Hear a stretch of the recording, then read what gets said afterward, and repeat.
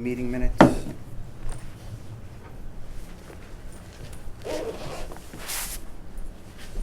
Is July 15th also one we got completed? I'm just double checking. I remember seeing the other three. Yeah, the 15th was the one that you guys, the most recent one y'all had to look at. Okay. But I had sent it all in that email, all of them. Oh, okay. All right, thank you.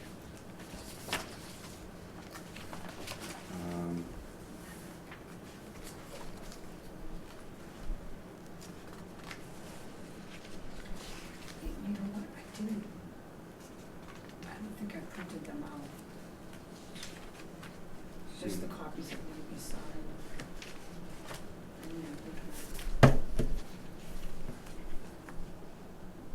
Do we have a motion on the meeting minutes or no? Any executive session, we're doing just, Just regular. Just regular session. I'll make a motion to approve the meeting minutes from May 20th, 2019, June 3rd, 2019, June 7th, 2019, and July 15th, 2019. I would second that, but June 17th, not June 7th. Oh, yeah. I said that wrong. Any further discussion? All right, call for a vote. Aye. Aye. Aye. Public comments? Start with you two ladies. Okay. I'm here with a compliment and a concern. My compliment is the common is beautiful, absolutely beautiful. And I think that there are like 10 ladies from the women's club that are watering the flowers, etc. And the businesses around the common have outdone themselves, the church, everything looks beautiful. My concern is the Grove Street extension. Do you know where that is? I believe I do. That's that sidewalk between South Street and Common Street. Yeah. It used to be a road. Years back, the Barry Business Association got donations to beautify that area. And actually, it now is an eyesore. And I think that the Barry Business Association doesn't exist anymore. From what I've gathered from talking to people, my information could be wrong. So my concern is there's a horticultural club at Quaden, and kids have to earn community service points.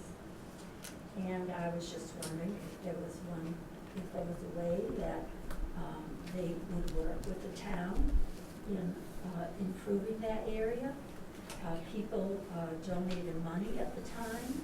There's a plaque there, and I believe you donated $500 or more. Your name went on the plaque. I could be wrong about the amount, but I think I might be right. And it's disheartening to have people donate to improve something and then have the whole rest of the time look beautiful. I mean, flowers in front of the church and the listening, and then you have this eyesore. So that's my concern. Okay, thank you. Have any thoughts on that? I'm assuming we mean the walkway that was the roadway that's now That has was chairs. Walkway over was the there. roadway. I've got to confess, I haven't walked up on the common lately up there through it. You can see it when you ride by. Is it, And it's is all the walkway overgrown. having problems, or is it just overgrown with, It's all overgrown. it's all overgrown? It's like a There's 7-foot an wall of eyesore. vegetation now. Really? Yeah, That's- so like it kind of separates the two sides of that section of the common Right, now, yes. because it's literally become a wall of vegetation on both sides of the walkway. And the walk is just covered with grass growing, and weeds have overtaken the other area. And there's a monument there with names on it of people who donated out of the goodness of their heart. And so if any organization tries to get another area beautified, you're not going to have participation. Gotcha. Yep. I would have thought it would have been typical maintenance of the town when they mow the common and things, but perhaps not. I don't know, but certainly if kids have community service hours, the challenge is finding someone that's going to lead them through that. So, you know, just turning the kids loose without some leadership on that would be the issue. So maybe if we had someone that wanted to spearhead that process with labor, we could coordinate that with the school and ask for community service hours, because they're always looking for ways to use hours. Don't the students have so many public hours that they have to Yes, put in? yeah, they're always looking for a way to do it, so this is, you know, if this is something the kids like, especially if you did reach out to the horticulture club there, they may want to do it. I don't know if we get a teacher to be willing to donate time with them to do that, but maybe. Okay. I don't know if they have a teacher that, well, I don't know. You The never know. curriculum there doesn't really lend towards manual labor trades. Reading, Doesn't mean that someone doesn't have that. Oh, I don't disagree That's, there. I'm just right. saying, That's be the challenge. is just finding- because it's school, I'm just saying the connection may not actually match up. We Oh. have had thoughts It's been a about few student years. volunteers, and it usually falls into a different demographic. it's been a few years since one of my granddaughters was at Quabbin, but I know when she was there was one teacher that worked in that department, and she would even have the kids come to her home. I believe she was from Hubbardston, and they would do projects and things. So you might find somebody, one thing. And that's a that- good point. I maybe the way I said it didn't come off right. I surely didn't mean to think that there aren't teachers that are interested in. And another thing is, That. I don't wanna just comment on the Barry comment, because the lady that takes care of the South Barry comment, I have to give her a lot of credit. It's always looks so And she, perfect. I don't know if anyone helps her, but. I There's always- a couple, but yes, Couple. she does a great job. Uh-huh. So So you would say probably needs mowing, needs weeding, needs Well, no, trimming the of mowing bushes. The mowing is done. By the It- DPW, It but needs that's where they the stop. weeding, it's more garden More garden specialty work. than. Okay. cleaning it out. We can't kneel down, we can't get out once we kneel down. I know this has come before us before from the representative of the Berry Savings Bank, well, whatever they call themselves now. I forget who bought them out, but Fidelity. And we weren't able to accomplish anything since. I would suggest it's something that the Board of Selectmen should bring to the DPW Commission. Because right now, our DPW superintendent is running the Parks and Recs crew and the landscape and the maintenance type. I think we should pursue getting a proposal from a professional to, at least the first time, bring it back to life. And then after that, maybe maintenance. But it's gotten so bad, you need a professional that really knows what they're doing to get in there and just bring it back to life. Yeah. And then hopefully we can continue to work with volunteers, but if not, we should look every year at budgeting the cost to have that maintained, because, well, the town owns it. It's our responsibility, and we've ignored it for a couple of years now. This would be a good opportunity if we had a committee or a group that wanted to take that as their undertaking and work with that group to get community service hours from students, so they could have their ideas of what they want to do and have the labor force to help them do it. But yeah, if it's that bad, there's no reason we couldn't get prices and budget to have it done the first time and brought back. But we should also, with that, try to line up a committee, maybe open a committee up for that, so that we're not trying to do that after the fact. Before we fix it, it'd be nice to have people in place that want to maintain it. Well, what I'm suggesting is right now, unless people come forward, we need to just figure out how to pay someone to maintain it, not wait for this has come up for a couple of years now and nobody volunteers. Nobody has the time or the desire to do it. But they definitely want it done, which means we just gotta budget it. We gotta pay for it. It's the center of Well, why don't we this put part of Barry. It's what everybody sees. We just gotta do it. I think we can't keep deferring it down the road, hoping someone comes and volunteers to do it when Why don't nobody we- has the knowledge. Why don't we put this as an agenda item for the next meeting, so public can come have input if they want? And we can take some time to look at it, ask Jason to look at it and get an idea of what it might cost. We have a better discussion on it at a meeting as an agenda item. We can do that. I just don't wanna keep pushing it off. No, that's Because 2 weeks, that's all. the truth is, we need a proposal Yep, to figure out how much it's gonna cost. I agree. Because Jason doesn't have the time and manpower to do it. If we can get that proposal, bring it to a meeting in 2 weeks and have it on the agenda, we can discuss it properly then and figure out what it's gonna cost and how we're gonna proceed at that point. And give Well, I think people- it's 1 week, because I'm suggesting we do it at the DPW commission meeting where we address the highway and the DPW and superintendent's role. I was thinking give Jason a week to see if we can get a price on some maintenance on it, so we can discuss it at our meeting and allocate the funds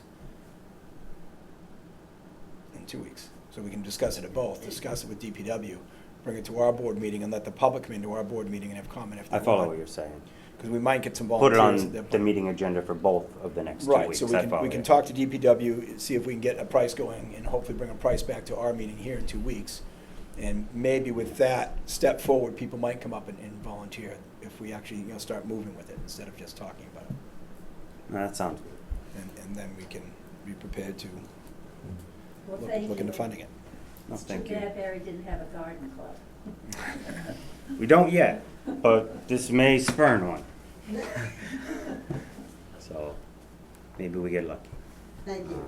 Well, thank you very much Thank you. again for bringing it back to our attention. Any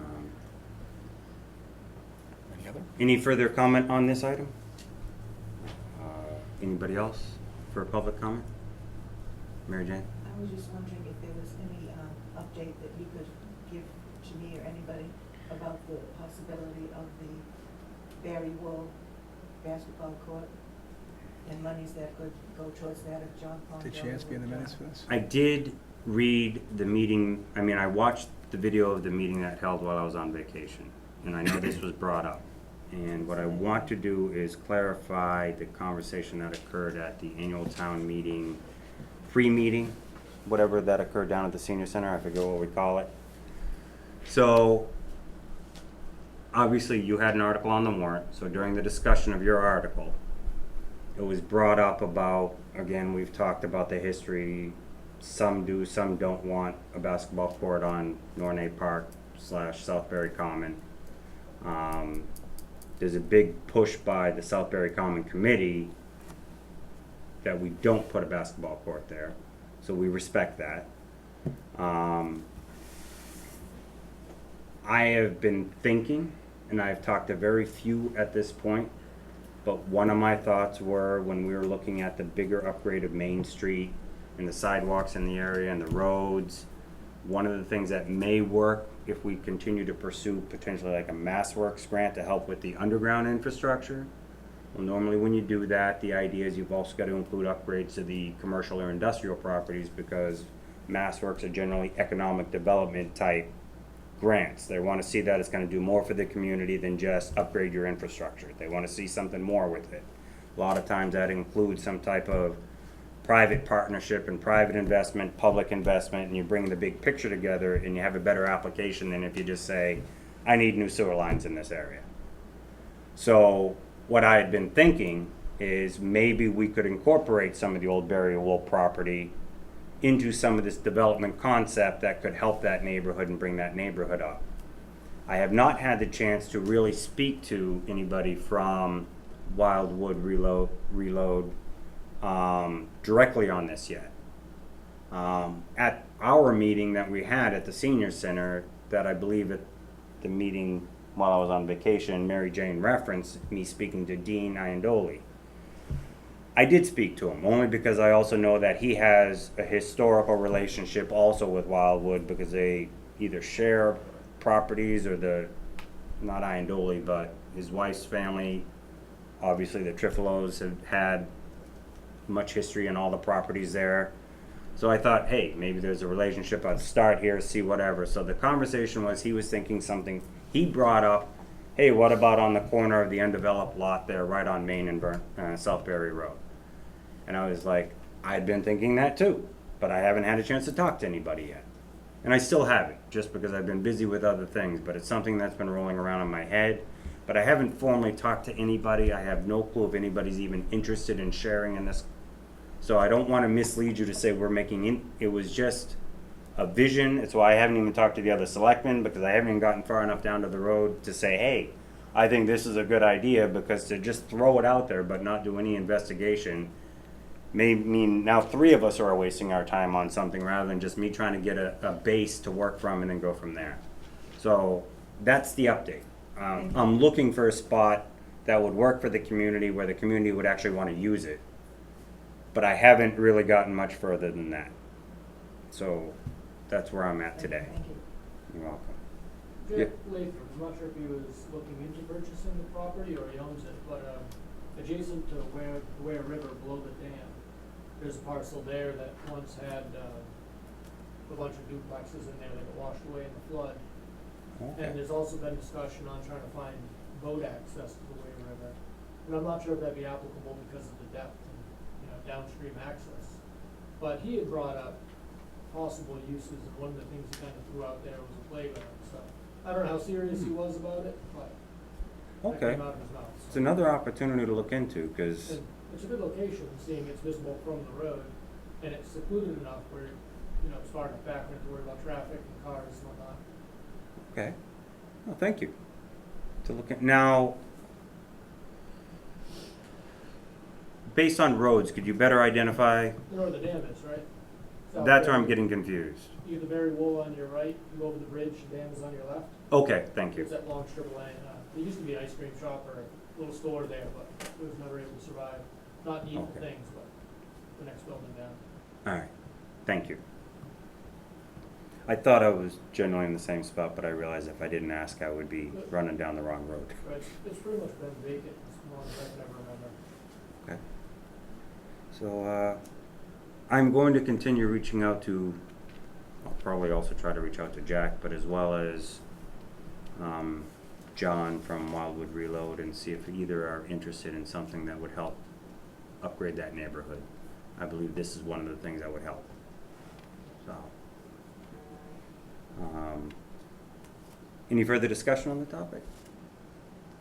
All right, let's get into the actual agenda items.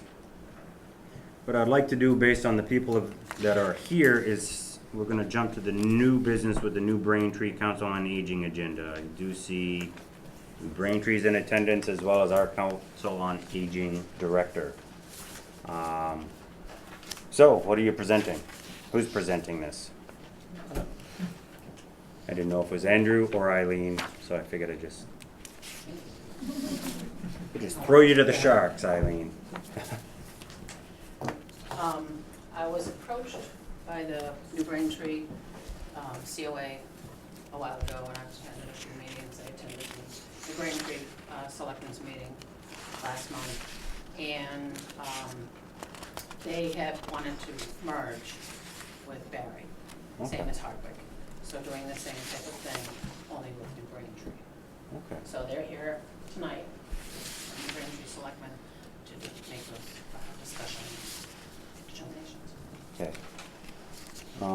Is it based on the same general concept that we have with Hardwick, so all the different things in that agreement would be the same? Yeah, the other thing is we'd have to determine a starting point for assessment, because what we did with Hardwick was, moving forward, we're doing it based off of what their participation percentage is. We can, incorporate that into futuristic years, but we need to set a starting point for the current, for the current year. So I don't know what works for either town as a starting point based off of anticipated use. With 7,000 was the initial starting point that we used for Hardwick, and it ended up being, they end up being about, what, we say 29% of the use of that jumped up to about 19,000. I don't know if anywhere between, $2,500 assessment or a $5,000 assessment made sense, or what worked for either. The For first them or for year, us. I believe what Charlie had set up was to use the funds that are coming in to them, to the facility. All the funds that were allotted to them just came through when they passed them on to Barry. So the formula grant funds were Formula just grant the funds. first year agreement with Hardwick is we would just use their formula grant funds, but no additional? Or Right. was there like a 5,000 on No, top It was of that? 7,000 on top of the formula Right. grants. There was something else. It wasn't, we did more after. The very first, I thought, was strictly the grant and some allocations of money per meals or something that Most of came it back. went to a salary, though, But former Correct. grant, And, it went to a salary. and since the budget wasn't amended, we didn't have a revolving fund set up. It basically, all the money that came in went into the general fund. So for the money in the current fiscal year to go directly toward operations, we'd have to we'd have to basically go to a special town meeting and amend the budget by the amount that's being assessed. So it would almost be going to the next year if there was some sort of assessment. Well, I'm sure we'd have a special town meeting. We could do it at a So- special So town we meeting. could, but, Yeah. my point was the initial was low, to get participation and see what The happened. And entire board is welcome to come And up. then, once we want to allow them to participate and get the people in and see what they're gonna do, because the people that are gonna wanna participate will come. And we'll know by next June, before then, we'll know where the numbers are, and we'll be able to set a number good for next June, so. Request that you speak loud because they can't hear you back there. Keeping it Did you hear that, Greg? Speak up. Keeping it low for the beginning, I think, is a better way to proceed, to get people to come out and participate, and make sure they wanna come and they get involved, if that works. I don't think it adds, other than daily participation, which is refunded, is it not, as with the meals that we serve? There's not many that come over from a Braintree right now, but I'm hoping that will change. But as they change, it really doesn't change our overheads there much. Right. It's just more of officially open the door to have them come in. Then next year, we can look at their participation, and the town can share in the budget as we do. It doesn't hurt us to get them in now to see if they're gonna use it and have people participate. So whatever the formula grant money is, any monies that come into them for their senior center would just go towards us and not look towards that. And what I did is, after the first year, I asked if they share in our operating expenses, because we were bearing all the operating expense, and that's when we came up with the percentage. And I think that would be reasonable to do next year, as long as that's agreeable with Hardwick as well, because, I mean, that's the same deal. They got the first year. In for low money, get people to participate and have an idea by probably, April, what the participation is, so we can begin to develop a number for them for town meeting, to do the full participation. So a question then, between the three towns, and you guys can chime in when she's done, based on your thoughts. At least right now with Hardwick and Barry, there's a formula grant that I'm guessing, because Hardwick is using Barry as the the facility, and then you are the director for that facility, then that formula grant really is just rolling right over to cover that budget. Am I correct? There's still a salary that comes out of there, and there's, which, she got a raise this year because of the minimum wage. So there's roughly about, I think it was like $1,500 that was left over. So, and I will send over a few bills, and that takes care of the rest of it. Okay, so, and the reason I'm asking that, but also how much, when it comes to the regional transportation, is that a completely separate funding account? Is that also something that the towns are sharing in this or not? No, Mark, Okay. Mark covers Hardwick. They are dealing with their own transportation. It's all covered by Hardwick. So that's Hardwick something is dealing separate. with transportation Yes. when requested by their people to get them to your senior center and Yes. back? They bring them over. Okay, so similarly, that's something that New Braintree would be, Yes, Eldabus would Okay. transport over to Barry from Okay. Braintree. all right, and I was just curious, because obviously there's three towns, and if we do end up with MART ourselves, I know you had talked about that. Are you guys MART or WRTA? They're Eldabus. They're Elder Bus RTA, okay. Yeah. Just curious how, when you get three communities together that may have the same, how the benefit could happen about actually getting some type of regional circuit going. But that would depend greatly on you all being in the same group. Yeah, we are having discussions with WRTA. We actually have a meeting with them tomorrow to discuss how we kind of break some of these boundaries down and better, how to make our transportation system more beneficial for the population that we serve, to make sure that the connections are there, that people that are within the 3-town area can actually reach you know, the more densely populated areas. You don't need a bus stop at every town line, you mean? Right. Pretty much, but making sure that, you know, the people that wanna go to Gardner can actually get to Gardner, that they don't have to wait till 5 other people wanna go there till our service will bring them there. So we do have a meeting tomorrow to discuss that with them, to try to figure out some way of improving that service. Okay.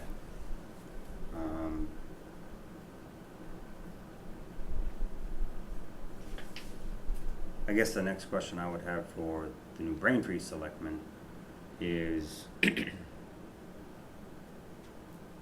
this concept something, obviously if it works, you're kinda like, let's do it, we're gonna be committed for years, sharing a senior center facility and the operating costs of that facility. That's kind of where we're here tonight for, is actually, I mean, really, there's nothing really budgeted in our accounts, Okay. except for what they get for a grant. So we have to see what the value and the cost is. You know, and the value seems very, very high for our seniors. Problem is how to fund it, Yeah. you know? So that's where we're kind of sitting in going, okay, yes, we can, you know, basically set this up, but then, you know, if you come in with a heavy number, we're in trouble. You know? Gotcha. What services do you offer your seniors now? Do you keep a facility open, or do you not have one open?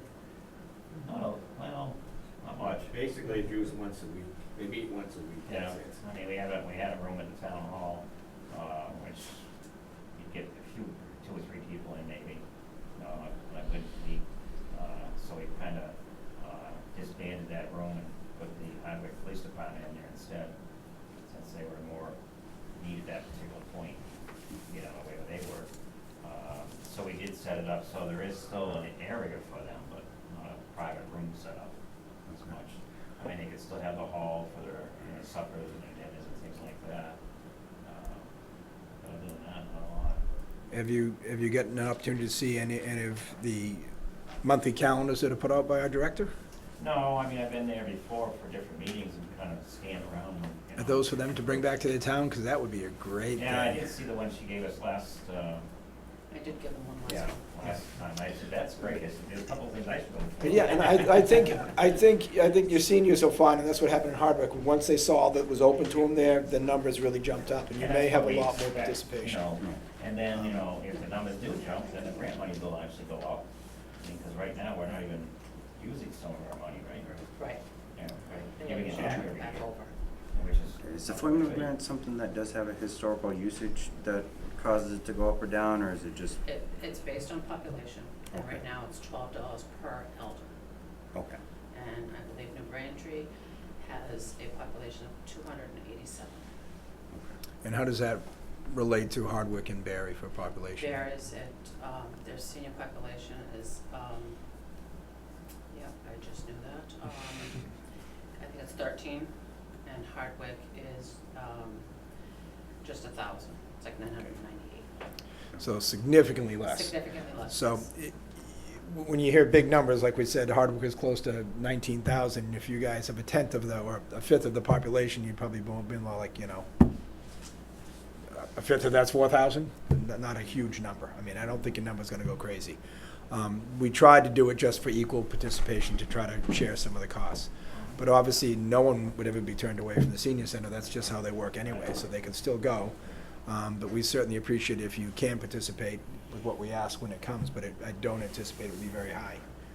It would be very, No, probably and reasonably like, low. you know, we do have a lot of activities over there, and like you said, you know, Hardwick, you know, came on board and then they saw all the things that were going on, you know, and it was a good setup. I mean, it's a nice building, it's a nice area, and, you know, we've got a lot of functions going on. There's a community for seniors that a lot of folks don't realize exists because they just don't try to go out or they don't see it and get to Right. it. And if they do go and they see it, they realize that they are part of something that's out there that has a lot to offer them. And I always encourage it to get larger, so.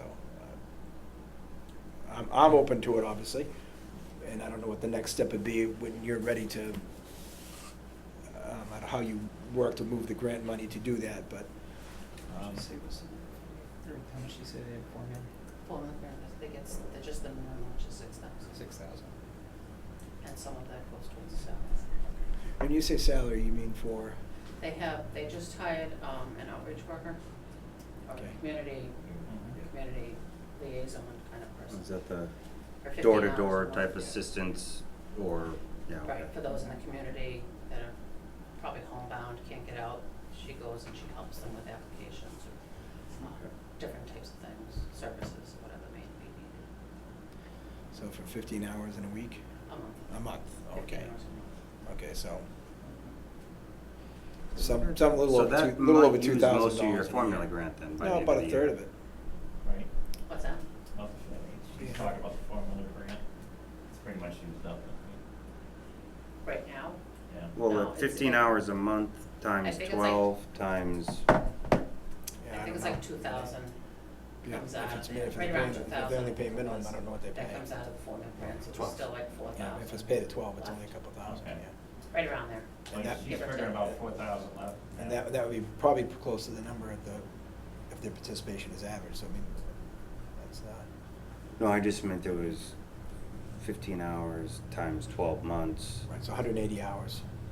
So- times their rate. Right. I think it's 1250, isn't it? I think All that's right. what it is. The question is, It's like 2,200. from my perspective, I guess, is, okay, so that much you keep, you still manage that person for your town and your service. That's correct, right? Right. You're not expecting, okay. Right. The remaining amount of that, is that something where there's a percentage of that you would still want to hold on to, or is that the amount you would be willing to pass on to us Well, I for the think that's- operating of the senior center? I think we pass that on, wouldn't we? If we're not doing anything at our place, we should be able to pass it on. Yeah, but I think it would also be up to the, COA in New Braintree Right. now, what they think. Yeah. Right now, we're just Mhm. discussing, we're in that discussion phase. The Council on Aging, there are a couple of members that don't wanna move, Mhm. so Understandable. we're just, right now, we're looking to see if we can actually afford to have them come here. I mean, it's obvious that you offer a heck of a lot more programs than we offer, because we offer practically nothing. I'm sure it would be affordable. I have no doubt of that. Yeah.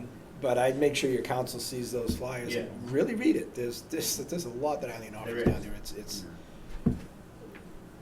I guess it comes down to, we're talking about maybe a balance of $3,500, something Right. like that. if that. And if that's something New Braintree was willing to give to the town of Berry, I would have no issues approving you guys coming into our senior center and participating for the rest of this fiscal year. And then we can look at the attendance to see if that $3,500 is appropriate, or is it something that maybe we would ask, not saying you could commit to, but we could ask to say, you know what, we're able to do this, you came in and for some reason, 180 of your people decide that they like senior centers, and you never realize it. Now we gotta figure out, can we handle 180 people? Now, I know that's not gonna happen. She's smiling. She's hoping you. But I'm just saying that. She'd love 180 more. Just based on population of your elder population, you're currently about 10% of what we're already handling.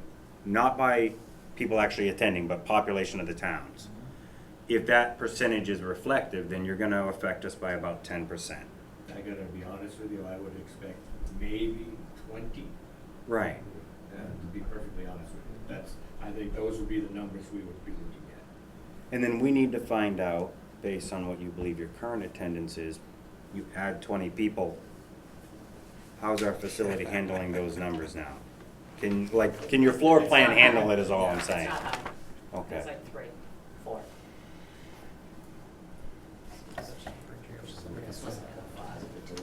I'm just looking at the total number that we used for the calculation of us, Hardwick, and then if we added it,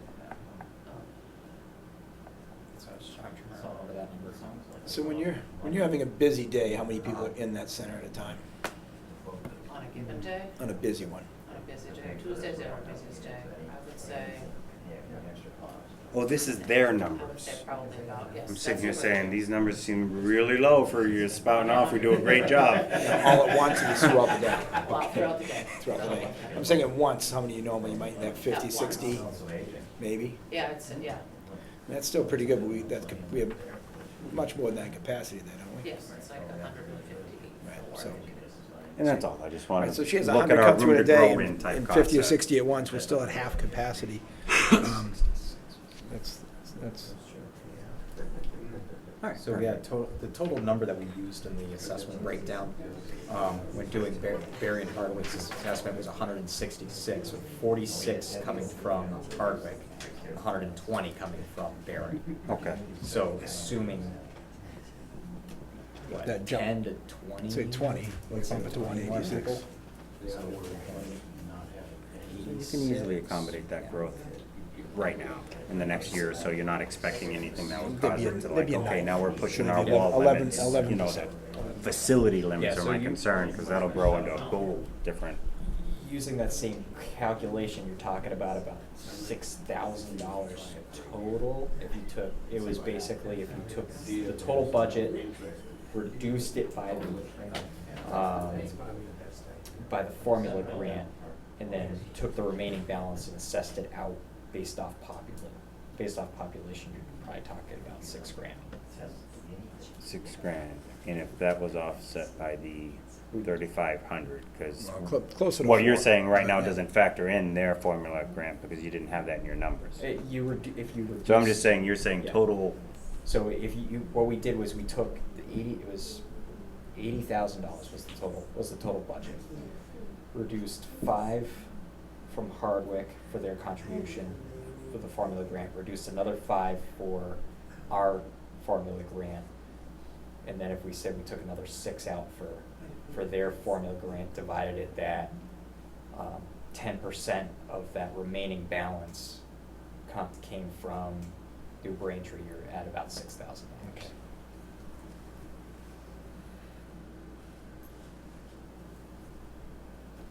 Assuming that you had 20 people participate.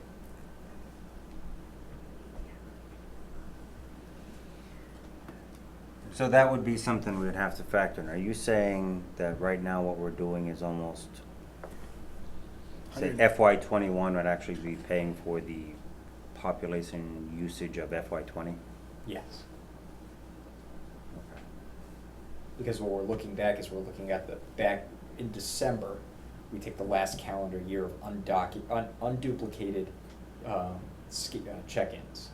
So, and then seeing what came from Barry, what came from Hardwick, what came from New Braintree, dividing that, and then taking that budget number that we come up with in February and dividing that out, or reducing it based off the amount that we get in formula grant funding, and then dividing the remaining balance to the surrounding towns based off of usage. Okay. So say you got 10 or 15 people coming from New Braintree now, how are you funding that? Really, you're not. It's not being, yeah, Right. it's not. It's just been something we've just done.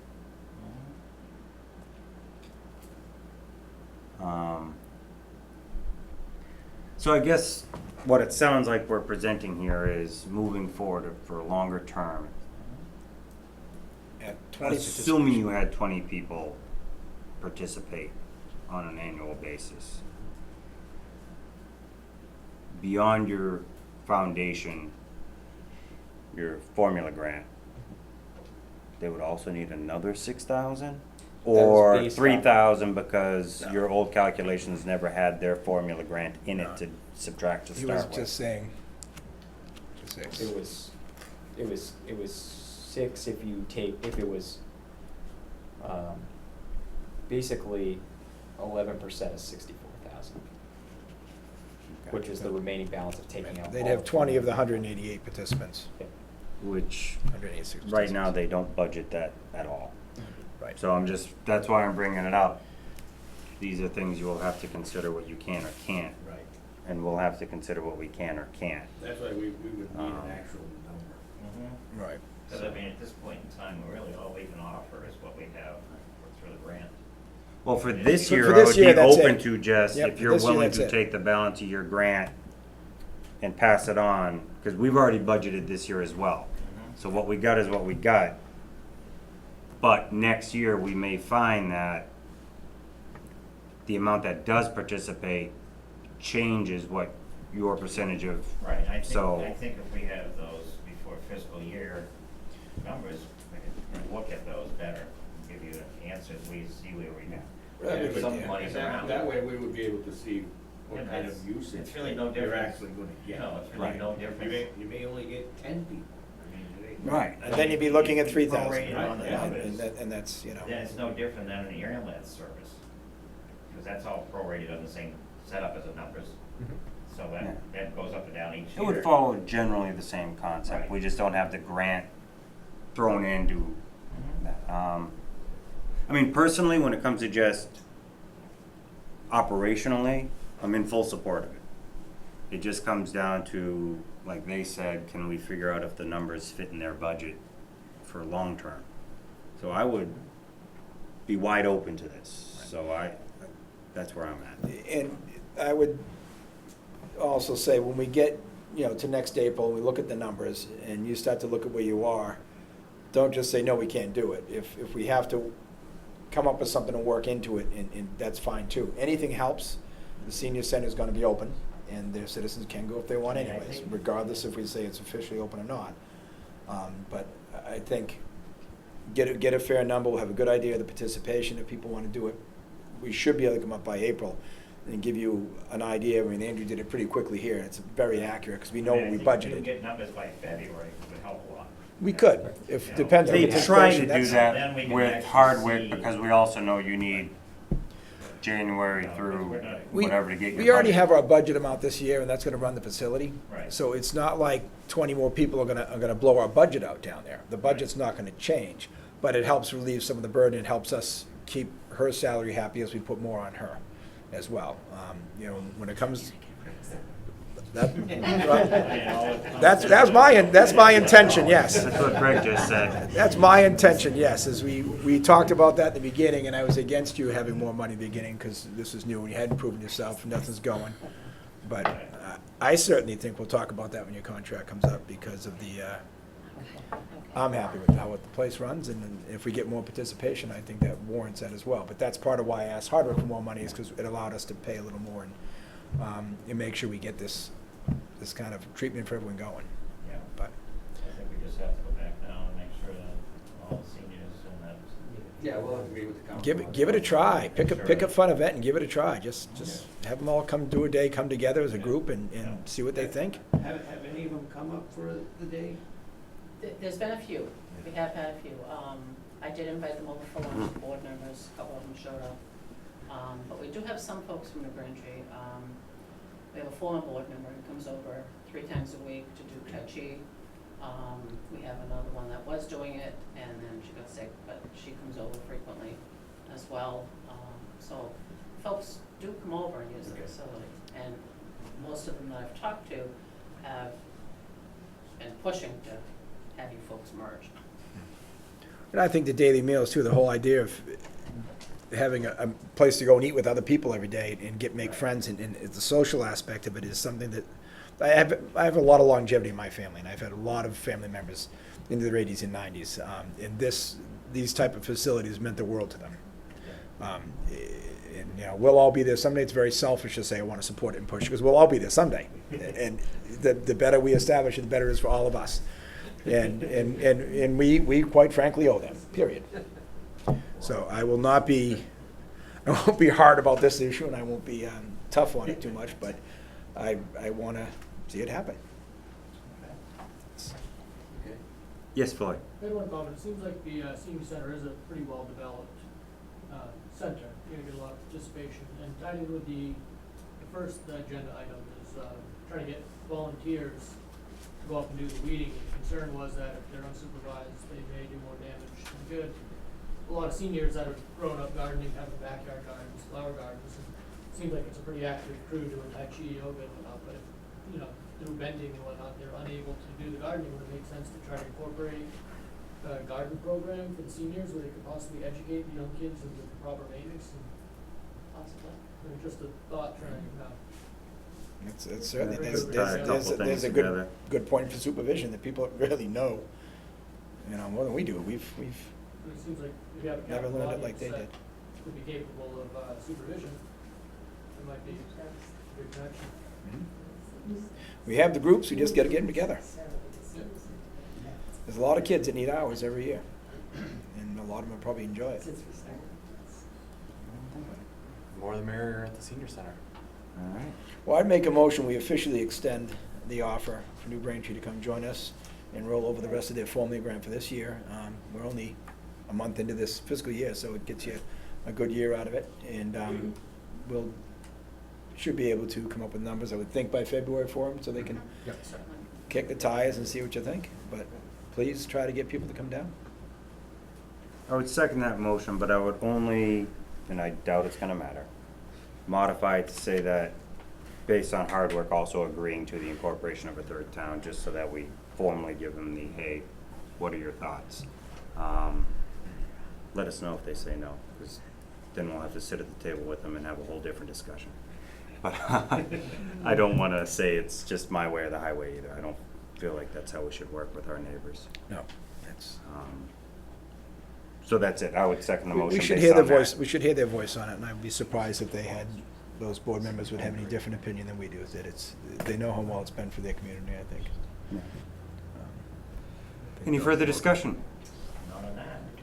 All right, we'll call for a vote on that. Aye. Aye. Anything else you'd like to? Yes.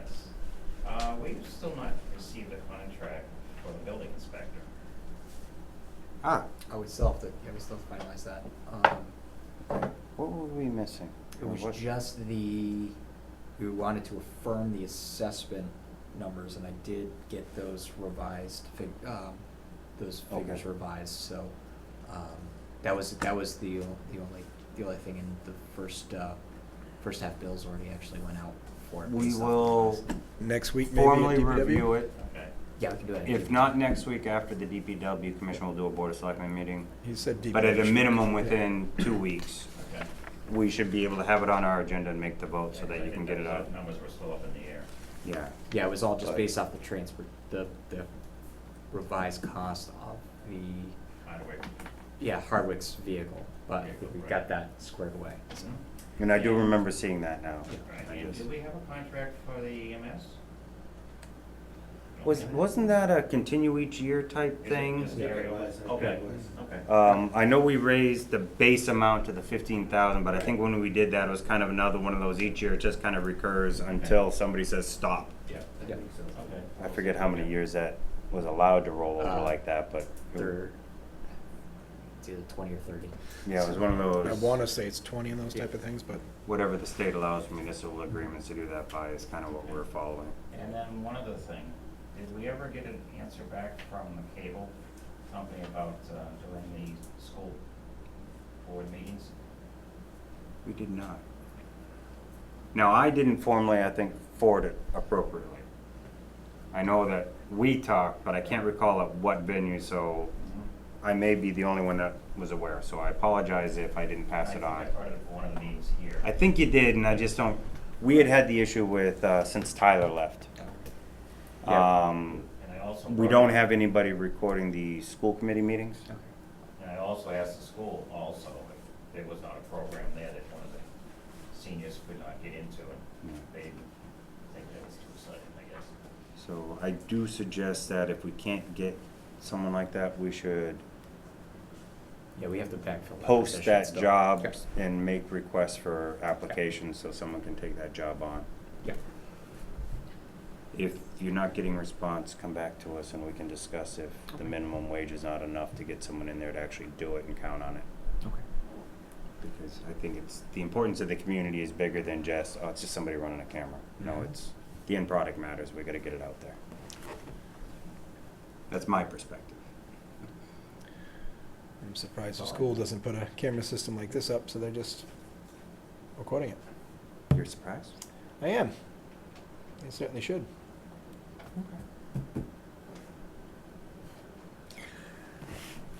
Alrighty, Okay, so well, we will follow up with that too and hopefully be able to get a better answer soon.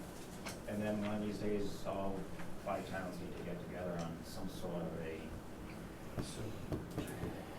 some sort of a committee. that we talked We about were in with favor of waste. that, yeah, I don't know how we wound We up never with. really finalized. Yeah, but we're gonna have a whole 5-town meeting to do it maybe, We or sent we our- wanna do that. Yeah, we're, With that, I would make a recommendation that once we get through this series of reassessments and state involvement and districts fighting towns and all that budget, then we meet again. We then reach out via email to set a date to have that first formal meeting. And see where we're gonna go, yeah. I would make that recommendation. Let's get through this wave and then, I thought it was okay. Yeah, yeah, everybody else has pretty much responded saying, yes, they're interested. You know, my thought was, I mean, hash it out would be one selectman and a finance. Yeah, I think we talked about that as well. I do believe though that Peterson also requested they might want to be in because they're involved in our building inspector regional agreement, so there would be another, so I don't know if, But I think if we keep. do you want to keep it to the school or No, keep it to no. all the neighboring towns No, that? I agree with you. I Yeah. mean, so the school would have the 5 towns. If the building inspector is in other towns than that, then that could be a different entity, you know, the dog officer, or, you know, a different, whoever we're municipal tie-ins with from different towns. In other words, bigger than just a school, but the multiple community, Right. and all the ways that we interact, it would be Right. smart to keep some sort of advisory committee Yeah, something together to going keep on so that communications each town really between the knows boards. what's going on, not just hearsay and things like that. I would almost suggest that when we do this, we have the one regional committee that all towns can be a Right. part of like that. But the agenda determines whether a town wants to show up. Right, okay. You know, Yeah. if the building inspection is not I'm not showing up to that meeting. Right. But if it is, or if it's not mine, but I might be interested, then I'll come and participate in how my town may be looking at saying, you know what, that's an agreement we want to discuss and be a part That of. would work. From our perspective, now this is very selfish, being Barry, is that may also include Rutland. And I would look at it as Barry reaching out to all the towns at neighbor Barry, and we would call that region where we're asking, do all of you want to participate in this? And then right after the September, October time, when everybody knows what their school budget is, then we'll reach back out and say, what date works? And let's get that first meeting underway, and then we can all talk about what You we know, really what want we're it to gonna be go with. about. Yeah, I think we all need to get Is that- on the same page. Yeah, the Rutland is, I don't know, do we wanna? We have an agreement with them as it is, so they're not, We do. and we share a border.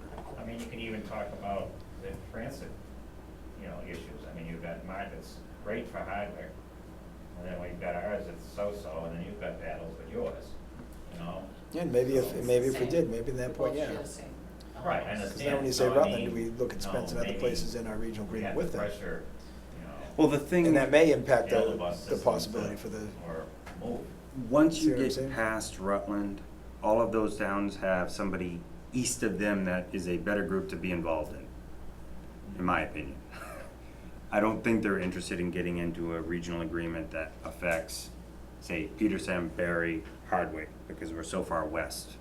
At that point, you're getting into like county and now you got the Worcester County Selectmen's Association, that could be more of that than versus a tighter group. but Rutland ties in because they're really in our, well, I guess they're in our IT and our regional, in our And they have dispatch. agreements with OCHEM and sharing public safety stuff, so I mean, that's why I think you can't exclude them and, Well, they're also with us with the dog officers.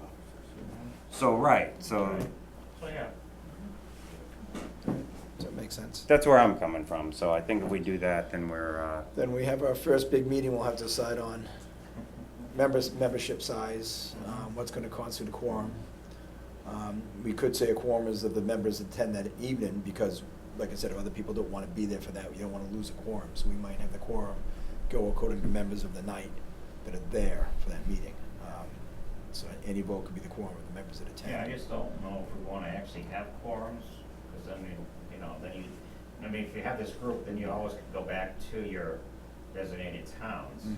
and discuss what was brought it's up. not a formal approving group, it's not a formal group representing any one municipal entity, No, but if the nor group, is it representing more than one individual that's elected from anyone, so. if the group wants to make a recommendation, and they, as a group, have a consensus on what they're gonna make for a recommendation, you'd need, not two people to say, well, this is a recommendation. You need to have a certain quorum that's gonna say, right, this is what we agree we're bringing forward. So if they're gonna make some sort of recommendation as a group to bring back to their towns, you need some way to quantify that it was, you know, agreed upon by the whole group. But that's I guess the question is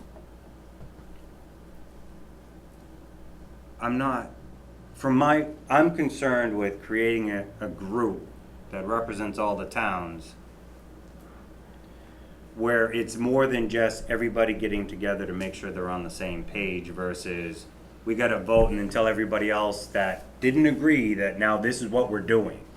I don't see that beneficial to this group. It's just one more layer of, like, we're almost creating a regional government in that regard, and I don't want that. I'm not suggesting that the I don't group think has- anybody wants that, so We're it not shouldn't be suggesting any voting, author- it's a discussion. We're not suggesting forum. any authority or any authority at all for the group. I was just suggesting that if they're gonna come together and recommend something, that the body normally has some way to recommend it as a group. That's Right, all. but It's what I'm not- it saying doesn't is, have any authority they're to not exert recommending any power. anything. They're coming, listening to what other people think, and they go back to their town, and then their town will recommend something. Yeah, And not that's done. like, in other words, we talk, then we go back, I talk to you, and I talk to you if I'm the one on that. Mhm. And then we as a board talk to the other people that were interested in the same concept, and we get all the boards together and they make their, in other words, this is almost like an idea group that will break down to different meetings later between the towns that are interested in sharing stuff. But it's not a group to say, this is how we're gonna go, and if you don't like it, you can't be a part of it, That's not the- because. That's not the point of the vote. It's, you wanna have an idea of how many people in this group are supporting this idea. When you bring an idea back, did this have 90% support, full support, only a couple No, I agree with agree. this? You have to have some sort of. Some sort of gauge But for the I rest don't of your think members we to want understand the a participation agenda or, desire. But you see, know, that's not a or- vote, that's just everybody voicing their opinion and somebody going back to their saying, Well, this 3 is- out of 5 people thought this was good. Well, I think that's something we work on the first Yeah, meeting. it's some way to. And I quan- agree, some- right, some- this is my some way to opinion, but let that quantify the meeting interest. figure itself That's what out. I'm looking for a way to quantify the interest. So when you come back and say, here's what we talked about, well, yeah, that sounds sketchy. A lot of guys wanted to do that. Well, 3 people were in favor. Out of how many? 14. Oh, well, then I don't like it. Right. You know, versus, well, you know, we toss around, it seemed like about, 9 out of the 10 were in favor of it. Now, that sounds like a I good think, idea. you know, Okay. each town. Well, you have an idea what talk you're among after. themselves which ones they want to go in to represent that town to a point. Yeah. And as long as, you can have 5 or 6 different people from town or 1 or 2, as long as you don't get a quorum. Then you gotta start posting them, then you've gotta Right. start doing this, and I don't think we wanna be there. We don't want. I also quorum do to make a believe it's- decision. We just want individuals coming up with ideas or problems. that we That's can why I resolve. suggested the quorum would be just a quorum of those there that evening. A quorum just means majority of those in the room that night. Right. That's all it means. It's not a legal quorum, but it's just. We're not gonna set a quorum. number for a quorum. It's Right. going to be a floating number, Yeah. so. Either way. But And nothing against Andrew, but I do believe this is something that should be built on the elected people in their respective towns, not appointed. So in other words, from my opinion, this isn't something where a town should be saying my town administrator will attend. Well, if that's Because what I you wanna be, think but- we have those type of groups already, and I don't mean that in a negative way, but all too often I end up somewhere and I'm talking to a town administrator, but I don't know what the selectmen think. And we're on a different level. That's exactly. And I don't think that town administrators should get invited to this group if they have something to add, but they shouldn't be actually a member of the group. That's how I see this particular group. Yeah, I agree. It should That's be- my opinion, but again, let all the other towns have their voice and go with I think it, it should just be elected officials, period. because to me, that means you're actually representing the voice of the people, not just the voice of the administration, because they don't always have the same opinions, and I'm not saying they should. There are times where we need the town administrator to say that is a very bad fiscal plan, you know? he loves all of my ideas. But, so in other words, he would be at that meeting with a different sense. He's got a lot more going on in his mind, where we're Right, well, he's looking at it a different way. He's Yeah. looking at where it fits in. If he's doing his job right. Anyway, yes, so I would like to continue to pursue that, and maybe we can follow up, late September, October, whenever we know the school budget thing finally gets resolved, let's start that again. Okay. And if you don't hear from us, you guys start it again and get back to us. A lot of rest here. Appreciate it. Does that make sense to everybody else here? Yeah, we'll get through this. We could have the meeting at the senior center. There you go. We'd have plenty of room at the senior center to have this nice That would be get-together. an idea. Go anywhere as long as we don't. So, thanks a lot, gentlemen. Thank you. Appreciate you taking the time. You too, Eileen, thank you. Yep, thank you. Have a good night. Good night. Okay. I would like to go to the next new business item on the alternate planning board appointee, vote may be taken. Just to give a little background as to why this is on the agenda.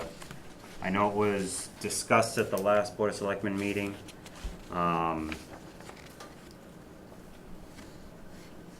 Some fine technicalities could be brought up, so I figured I'll start with those. They're minor, I don't think it was anything major. We didn't necessarily identify the alternate planning board member on the agenda the last meeting. So to make any final decisions on that would have been something that we technically shouldn't have done. Again, fine technicality, because we did reference in general the planning board appointment, which could be interpreted. Second, I do know there were discussions regarding the alternate planning board member. And when I watched the video of the meeting after, because I wasn't in the meeting and in the middle of the discussion, it was a little easier to sit back and just kind of hear how different sides were talking and not get lost in it. And from my perspective, and maybe I misunderstood some things that were said, which looking back I can realize how people could misunderstand things I say.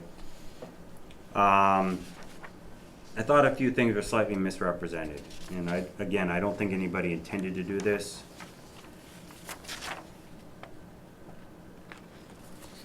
But to clarify, the appointment of this position is under the sole authority of the Board of Selectmen. Out of respect, we request the recommendation of the board to which we would be appointing, with the hope that that recommendation is based on potential experience or knowledge or what they could bring to the board. I do believe that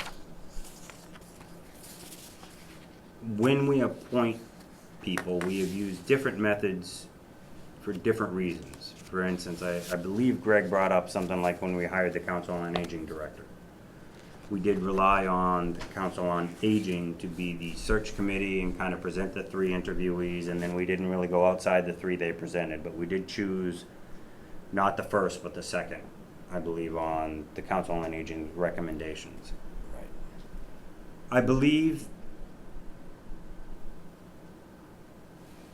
I think the difference between that versus the planning board and their recommendation for someone being added to the planning board, not necessarily their recommendation for a full-time position that does not directly answer to the planning board. For instance, the Council on Aging is an advisory board, so the director on the Council on Aging actually does not directly answer to them. Once they're hired, they answer to Andrew and through the Board of Selectmen, not through the Council on Aging, because they are an advisory board. They don't have hiring and firing power. Which means that if they make a recommendation to a director, and then after that director, they still have the ability to not always agree without the fear of somebody taking the job from the other. There's a little autonomy after that point. So their recommendation isn't always necessarily based on this person's gonna do what I want them to do. Because once they get the job, they can flip, it doesn't matter. They're gonna do what they're gonna think is, the job is right, no matter what the council says. I think when we're talking about appointing someone to an elected board, because in the middle of a term, somebody leaves and that point now has to be replaced, we have to be careful with the concept of the majority of a board having a voice and increasing the majority of that board. So you can't just rely on the recommendation solely on the fact that it's a recommendation that came from the planning board. You have to rely on the reasons why that recommendation was presented. Have we received more than one application for someone to be on the alternate planning board? Okay. So when we requested the recommendation from the planning board, did they provide a recommendation on the applicant? Since the opening of the alternate planning board position, so the position hasn't been officially open since the appointment was made to move the alternate to the, to the full planning board. Yeah. The planning board hasn't actually held a meeting. We've had this is the second meeting since that official appointment. So, we haven't received any additional applications other than the one that we received prior to the opening. And we haven't received any sort of communication back from them to say that they're recommending a specific person. So they didn't have a meeting the next night after our planning board our Board of Selectmen meeting on the 15th? Or whenever we had it in July? Well, it might have been. They're normally the day right after. Might have been the day after, but they didn't. It wasn't on their agenda. It hasn't been it hasn't been, it wasn't like a week after your meeting. It's been 2 weeks, but they haven't had one since I believe that their next meeting is actually tomorrow night. Right. But they've had a meeting since it was brought up in our meeting when I wasn't here. I believe that there was the next night.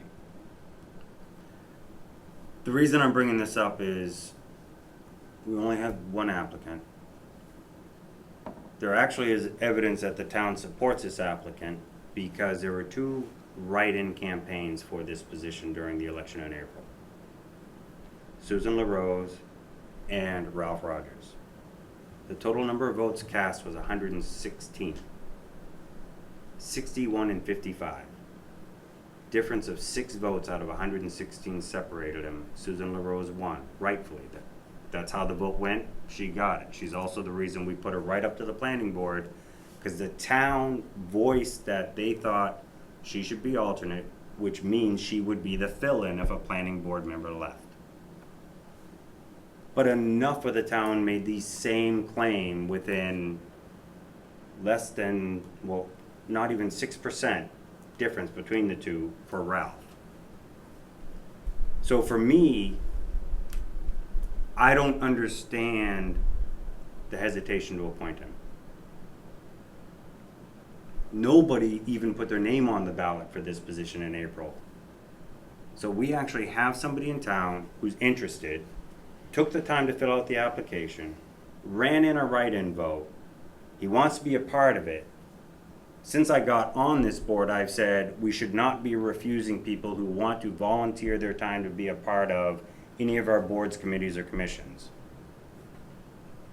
It's difficult for me to now say, with the support the town showed, with the effort and the time he put in, with the time he put in on the marijuana bylaw discussion review committee, that we question whether he's actually interested in being committed to learn that role, do that job, and put the time in necessary to help this town. I don't think anybody's questioned that. Then why was he not appointed? Because we did have discussion on it, and planning board members did want a chance to look at it and see if they wanted to make a recommendation first. And I saw no harm to wait for this next meeting to see if they were gonna do a recommendation or if anything else came forward. I didn't see any reason to be hasty and move forward with it immediately. Why rush to fill the spot right now? Give it a couple weeks. And we've had 3 weeks, and they've had no applications. And that's why I'm bringing it up. Because they also mentioned they wanted to go look for other people. But at that point, I saw no harm to wait a couple weeks and not make a hasty decision. No, and that's why I'm asking, because I'll appreciate that. gladly justify why I moved forward and didn't do it. I forget who was in the room, but they indicated they would want to look, but, Yeah. in all fairness, we've given the other boards and things a chance to have some input on it. Doesn't mean they get to say it, but we can hear their input and why. And if they've had none, that's, you know. The reason I bring that it speaks up is loudly as because well. in the meeting, it sounds like it came off as the board would accept the recommendation from the planning board, and that's generally how we do it. And not long after that, in the same meeting, and it might have been within seconds or minutes, Ralph then said he would withdraw his application. I believe because he did not believe the planning board would support him, and therefore he would no longer have the opportunity, he would be denied by the Board of Selectmen because of what he heard in the room. Is that what you intended with what you said? Of course not. Okay. Absolutely not. Well, that's why I'm asking, because I do think when I watched the video, it may have been confusing, because that's how I heard it. Okay. And I figured other people might have heard that, so I'm bringing it up so that we can all just, like Well, I said, when you watch it like I from a said- video and you weren't in the meeting, you hear it so different than when you're in the When meeting. we appoint a department head, we always want to do the department head, and when department heads fill spots, yes, we take their recommendation completely. But yet, this is different, it's an elected position, we are the sole responsible to do it, but we still want to have the input, I would think, of the board if they want to. And also your input, since you weren't here, on appointing this serious committee member. You know, I saw no harm, I thought it to be wiser to wait than to rush it. Okay. Especially given the absence of one of our board members. No, That's- and I appreciate that, and that's why I figured I'd just bring the topic back up, because in my opinion, it was, Mhm. from how I heard it, I thought others might hear it the same way, so I figured let's just bring it up and figure out where are we as a board. I know I didn't have a chance, so I do appreciate you delaying it long enough so I could have a voice on And I'm it. glad you had that input. It's, people should recognize what Ralph has done with the marijuana bylaw committee that we formed, and the effort he put in, which is extensive. You guys put in 50, 80 hours into that, I mean, in a short time frame, maybe more. You gave it like a month, Yeah, it was tight. and they met like Um, 20 times in a month. No, I had no problem with him wanting to be on the board, but I don't recall, there was someone in the room from the planning board that wanted to have a chance to have some input. I have no problem to wait, and like I said, why rush the appointment? And then, you know, I hope he'd reconsider his withdrawal of his application, because I think I suggested he didn't withdraw it that night, but I asked him not to withdraw it, because just because they want to meet and look for opinions doesn't take him out of our decision. I thought I extended that to you that night that I'd said that. You absolutely I didn't want him to withdraw it, but we can't leave his name in there if he won't accept it to be there, because obviously he would need to come to the committee if he's appointed to it. So I did reach out to the planning board and mention that we were gonna be discussing this, and I had asked Andrew to do it over a week ago. So they had plenty of notice, it wasn't something mentioned yesterday. Only one planning board member showed up tonight, and that's Floyd. I'm not going to expect you to talk for the board. But do you have anything you would like to present as a member of the board? No, I'm in here just to kind of see what the opinion is and just try to make sure, that I'm getting the full story, Yeah. both sides of it, so. And that's fine, that's why I figured you are here, you can have your own voice as well. I just didn't wanna ignore you, because you do, Right. are a And representative. We did have a planning board meeting on the 16th, and at that meeting, no other applicants were discussed, and really there was no discussion whatsoever on the associate position being filled. Okay. And if you haven't received any information or contact from the planning board, then I guess I would assume that nobody else had come forward, so. Okay. And I do agree with your position, I think that Ralph did a great job with the marijuana community bylaw. I think that was, possibly what helped us finally getting it passed by having alternative points of view. Okay. Thank you. So is this something that you wanna vote on, or is it something you still wanna wait on the planning board? Because Would it only Ralph- lasts till April. Would Ralph like to withdraw his withdrawal and leave his application to the board? I would. Then I'd make a motion that we appoint him as the associate position in the planning board. I second that. Any further discussion from, you had something earlier you thought you might have said, I'm sorry I didn't get back to you yet, Mary Jane. You weren't the only one that felt that way. I was here at the meeting, and you can watch it on the video, and other people in the town, I'm sure, heard, and I agree with what you felt. Okay, thank you. Absolutely, I was pushed, gotta withdraw. Okay. So, with that said, I would like to call for a vote. Aye. Aye. Aye. Thank you very much, Ralph. Great, thank you so much. Check in with the town clerk. Andrew, get all the paperwork and the vows and all that stuff done. Okay. Thank you, sir. I hope I didn't come across harsh or gruff. Sometimes I'm very quick and blunt on them. Not at all. If they wanted to have input, I give them a chance. They've had 3 weeks, they've had none, they're done. They'll take that as gruff too, I'm sure, but, it's not a personal thing. It's give them a little respect of the word if they want it before we make a decision, and I like to wait till the board is full, especially when we make an appointment to an elected position. I'd rather see the board full when we do it, so I'm glad you came back for it. Thanks. I didn't want you to pull out. Appreciate it. Thank you very much. Excellent. Regional Economic Development Director Agreement. This is the Hardwick with all of us people. Yeah, Hardwick, Hubbardston, New Braintree, and Oakham. So, we're looking to basically extend the current agreement for 1 more year. We know we don't have we have enough funding to get us through about a little more than 3/4 of the year. We did appropriate enough funding at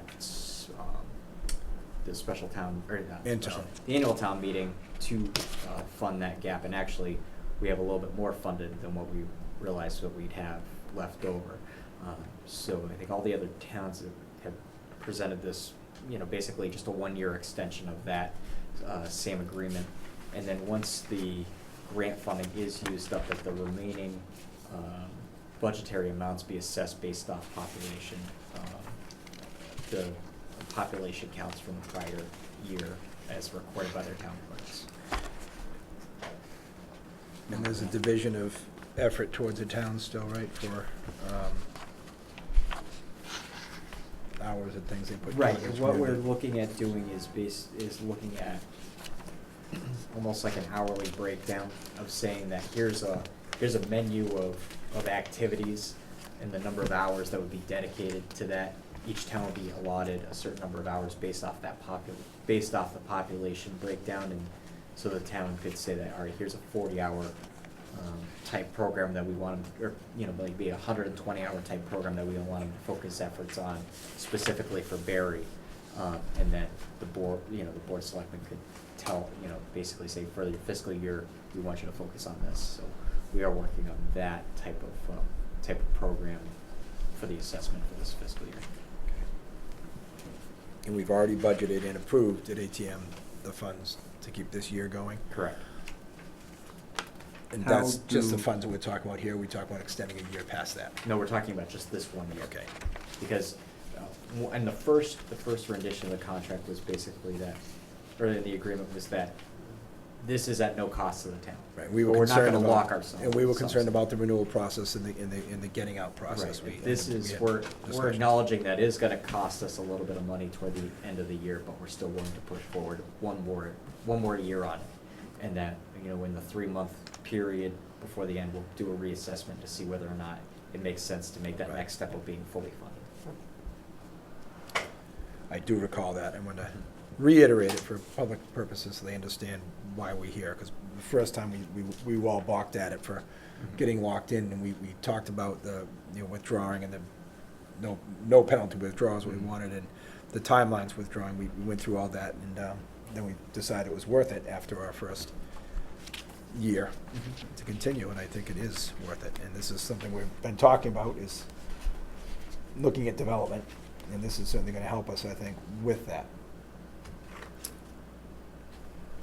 Who is the representative on the Auburn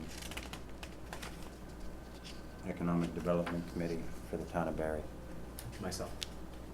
Is it consistent that it's the town administrators for each town? Yes. I think that's what we said before.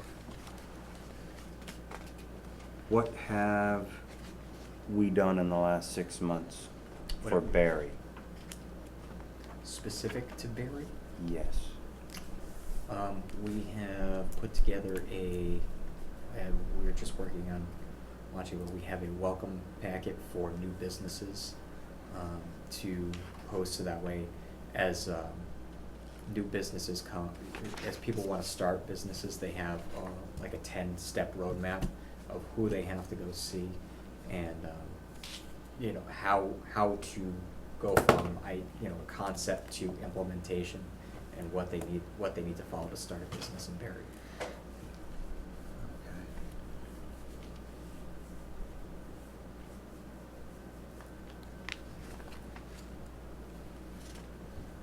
What is the next thing you think we should be using this for?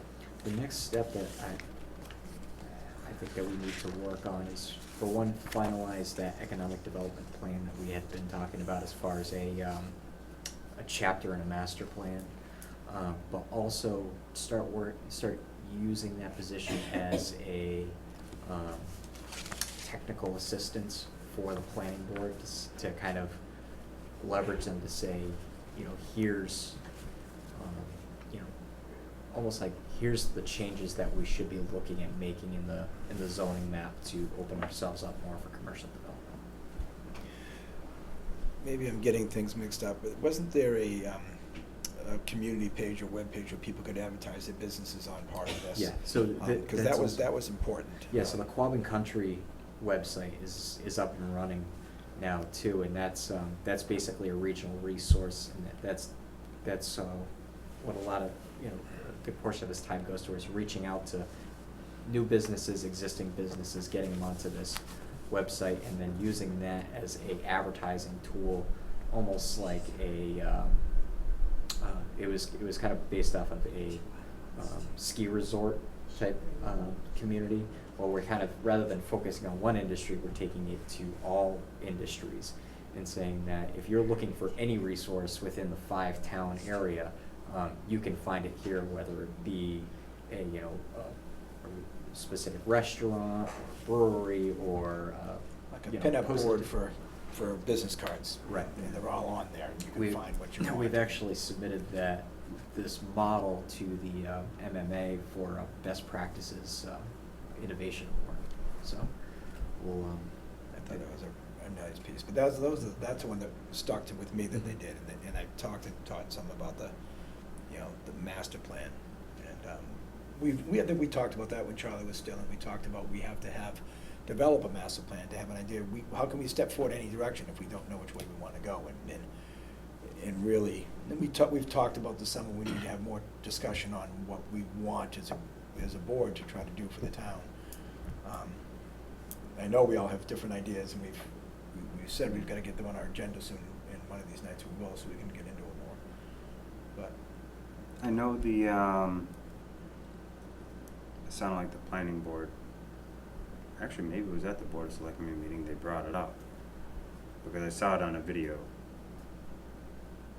I thought Doug had mentioned that the planning board is talking about pursuing the master plan concept and trying to move forward with it, which is perfect, because it's their jurisdiction, and I'm glad that they're bringing it up, and it's something that they want to look at when they're looking at zoning and everything else, so it's not piecemeal and you hope the pieces of the puzzle fit together later.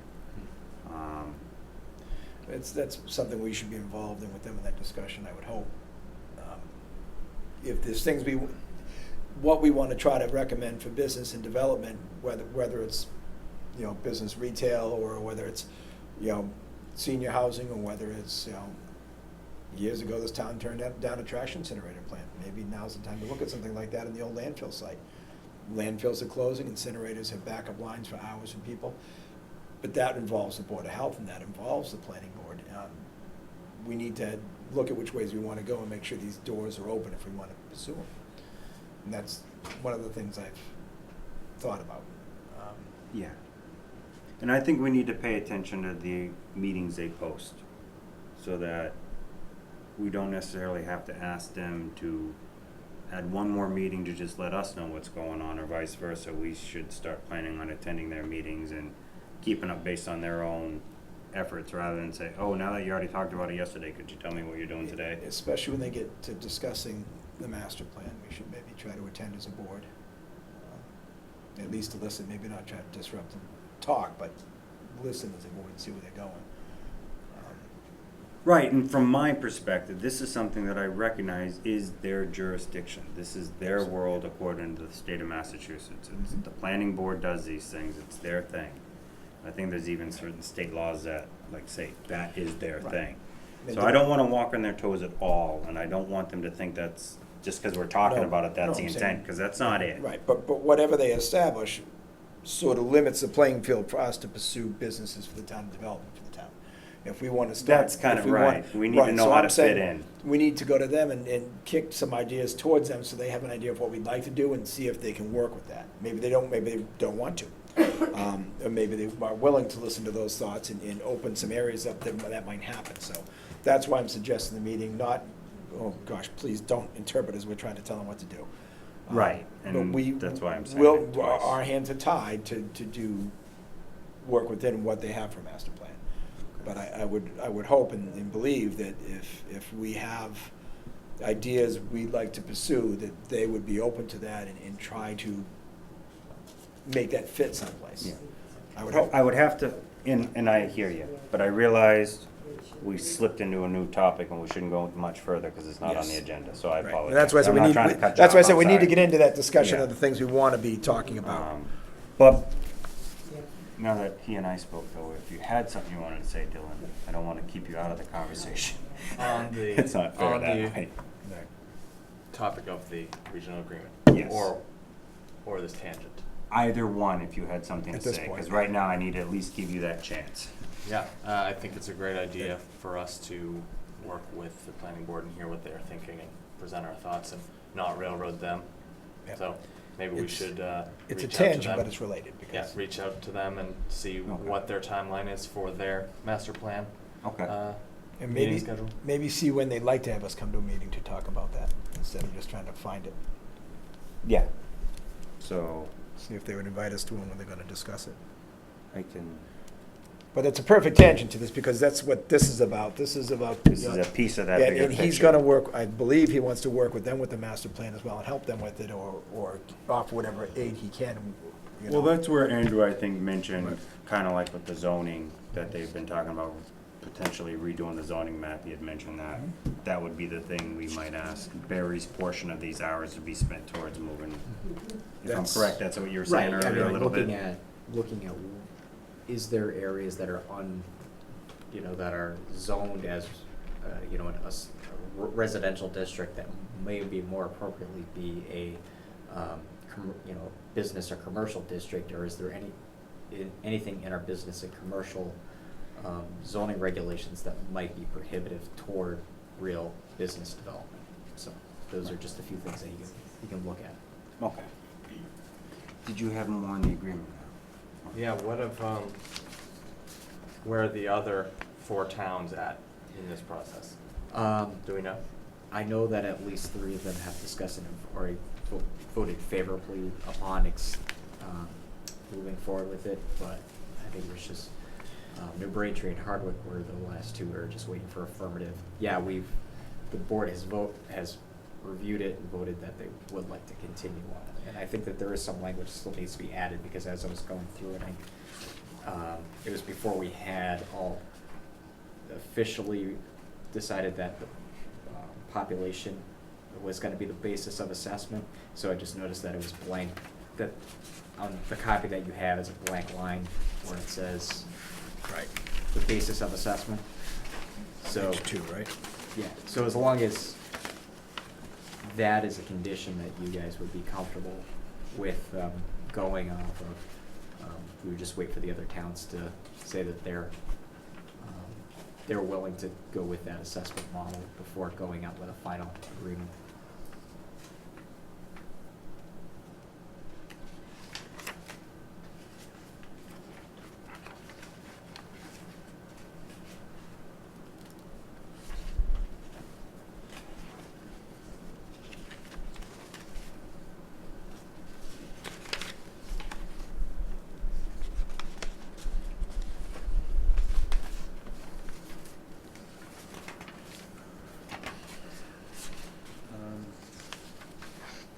Just clarifying that. I'd like to see that in writing. Yep. Also, on page 2, the very top, section 2A, it references appropriations identified in Appendix A. I'd like to make sure that that is appropriately attached and dated, consistent with the date of the agreement, or something that makes sure that you can easily tie the two together. Okay. Yeah. Because I don't see Appendix A.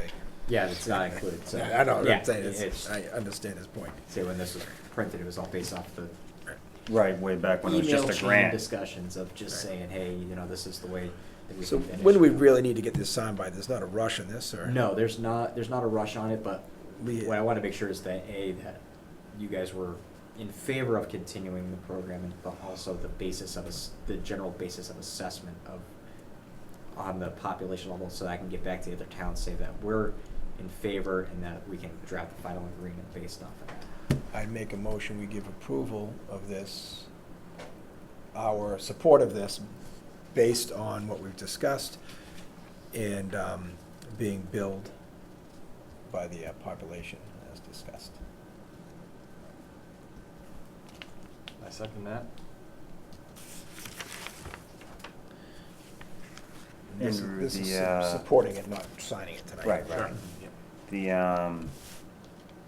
amount we budgeted was based on what we thought our percent population type would be Right, for a yeah. full fiscal year.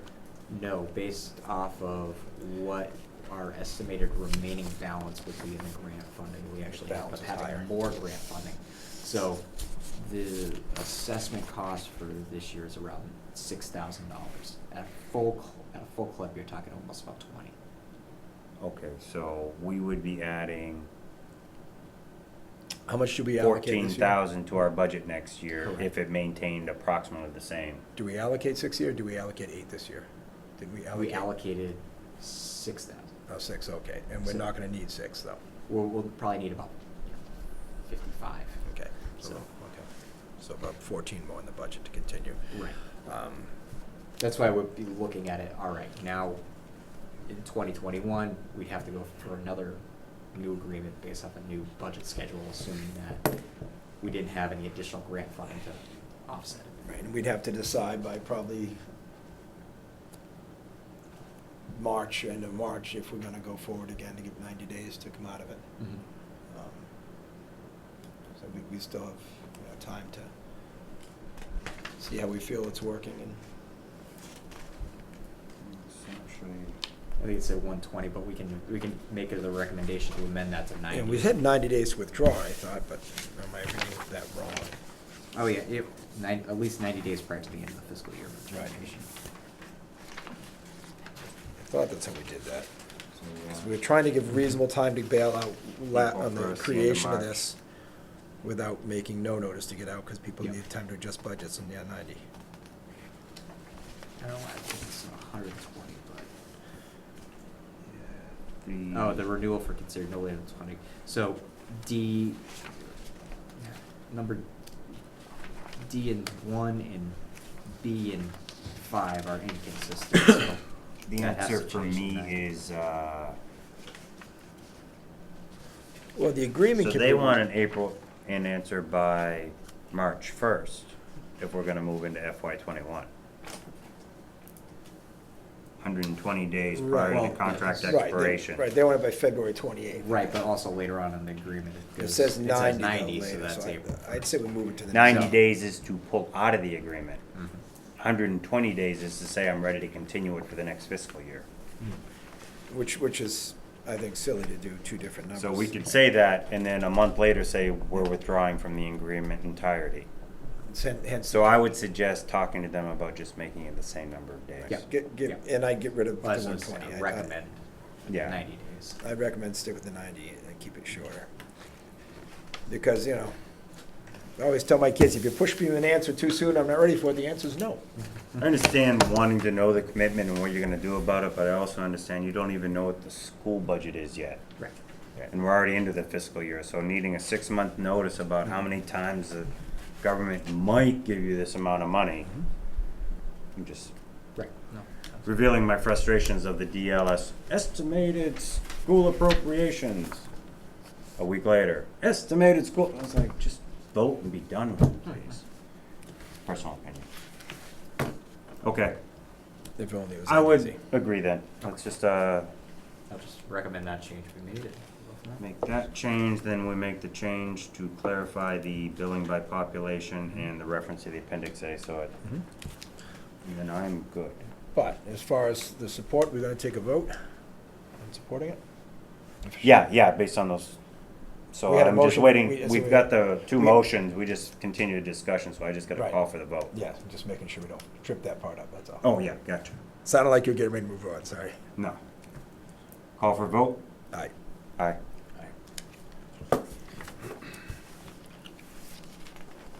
Okay. Special events bylaw. So, when I first started, I know there was some discussion about the fact that right now, you know, the Board of Selectmen, they require, you know, large-scale events to obtain special permit applications. Now, years, you know, prior, a special event bylaw had gone to town meeting and had been defeated due in part to Some- the ambiguity. Somebody tabled it, yes. Right, it was tabled wasn't voted on. because it wasn't, well, it was, I think some So- discussion. somebody had said was- tabled it. Somebody had tabled it. Yes, So it I was kind of. ambiguous and it stepped on toes of a board that was doing something similar Right, at the time. so I kind of went back to decide, let's go back to square one, let's see if this is something that we want to pursue. I looked at a couple of different models that were out there for towns that did have special event bylaws and tailored one that might be suitable for us. I figured it might be something that, you know, if it was still a priority of the board to get something in place to back special event permits, it might be something to go off of. And then just wanted to put it out for discussion, see if it was something you wanted to do, or maybe if you wanted to just tailor it to your needs to bring back again to town meeting. I know I would like to take some time to really Right. review this, maybe mark it up and then come back for more discussion. I think what he's asking now is that we support the idea of putting something like this forward, and I for one do. I've said, as you well know, from day one. we're- I'd like to do it at annual town meeting though, Yeah. not special. Oh, no. That's fine, and I don't wanna Yeah, give oh, us yeah. plenty of time Oh, yeah. Right. to do that, so I just This is definitely an annual. put together as a base that you guys can go through in the next calendar year and just, you know. I look would, for- I would bet the times that we put this in the agenda to discuss, we will have public input. Yes. Because this does affect people in many ways, from traffic complaints to, you know, not wanting theirs, to worry about how it's gonna affect other people. I mean, it's gonna have public input, and I think, One thing I would like to also start with is, and we'll get into this as a board on our general bylaw about this.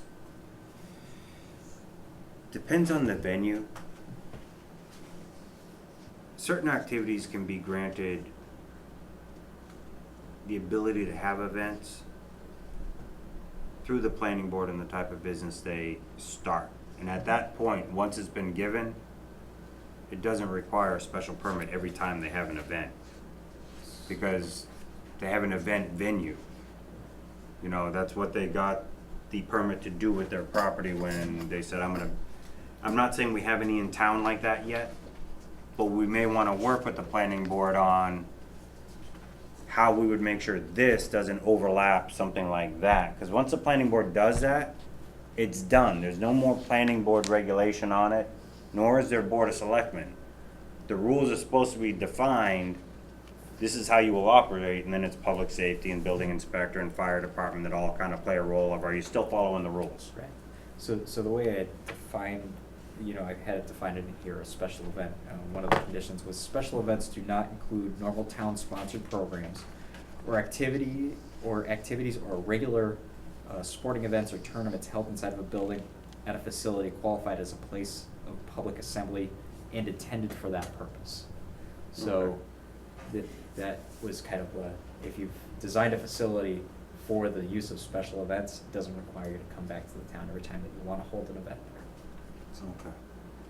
And We gotta be careful how that's worded in case someone identifies huge events down at Felton Field and say, well, it's Felton Field, it's meant for well, events. that's what I was just gonna say. They do horse shows down there, but But once there's a again, part like, that's what. that's the true, city's for. that's what it is. We shouldn't have to have everybody come before us. They got the Felton Field Commission that plays a role on how that place is run, and we don't have to visit it every time. And they have their parking and facilities and everything there that they need, so.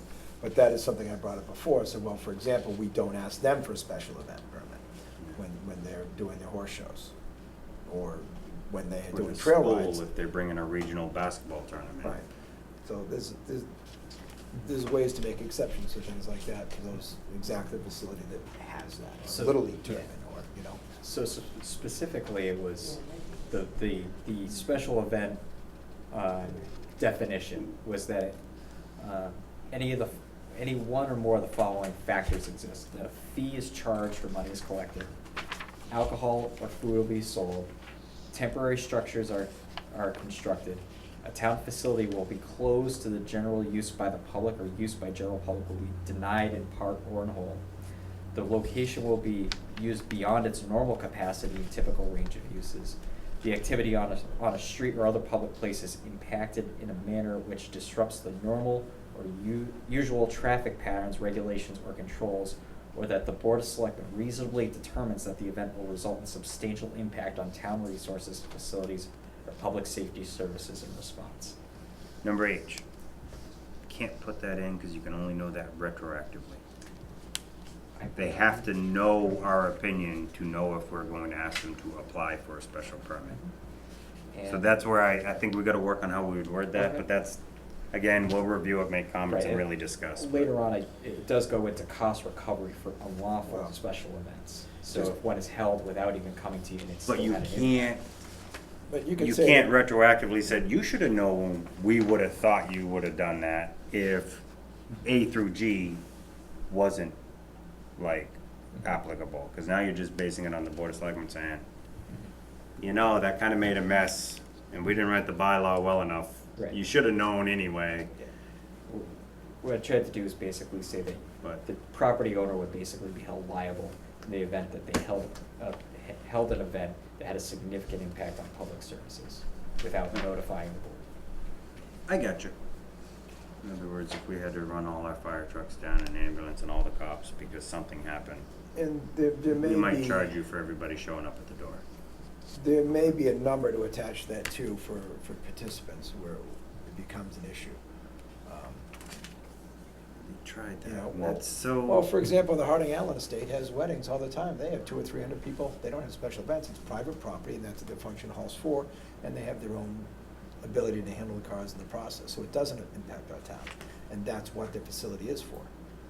You know, so there's an example where it doesn't trip up. You might go someplace else where a restaurant may want to put on some special outdoor menu or something, or a buffet, and suddenly we have 100 cars in the common.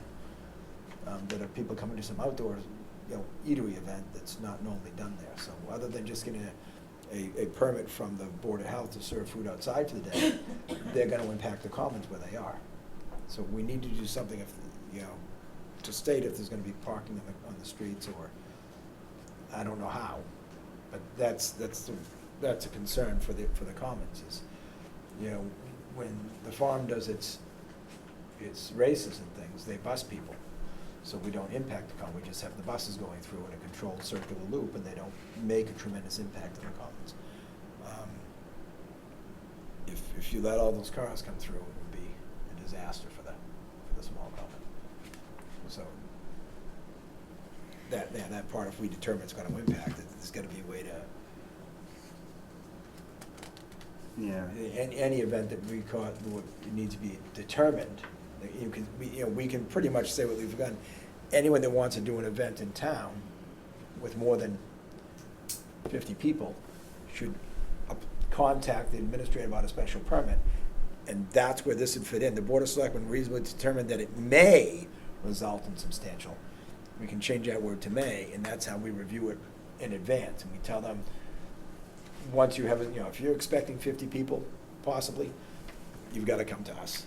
and ask for the permit, and then we'll review it and determine if you need one. Because sometimes So, they're just not like, gonna. even if a family has 50 people come to their house for a family reunion, It's not an event, it's a private party, it's not open to the public, so that's already.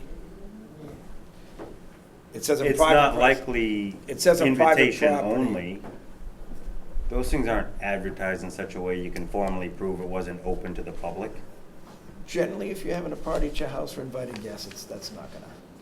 You're right, but you can't prove it, is what I mean. So if your neighbor comes back and says, "Did you expect all these people?" And your answer probably is, "Yeah." You could say, well, more showed up than I thought would, but it's my family. This is my family, my friend's party. I know, It's and not that's a- where I think we gotta it's- be real yeah, careful how well, we word it. I You're right. I think the key, keep the key open to the public is very different. Just because somebody might show up at your party you don't notice, doesn't mean it's open to the public. And if you're not charging fees to come in, those are very key things. Having fee, selling something. You know, if you have a party at your home and people are bringing, everyone's bringing a dish and you're having a big party, that's Okay. not selling and doing anything. And that'd be very easily to, I don't want to even consider trying to get into people's parties at their home like that. Yeah, I follow yeah. you there.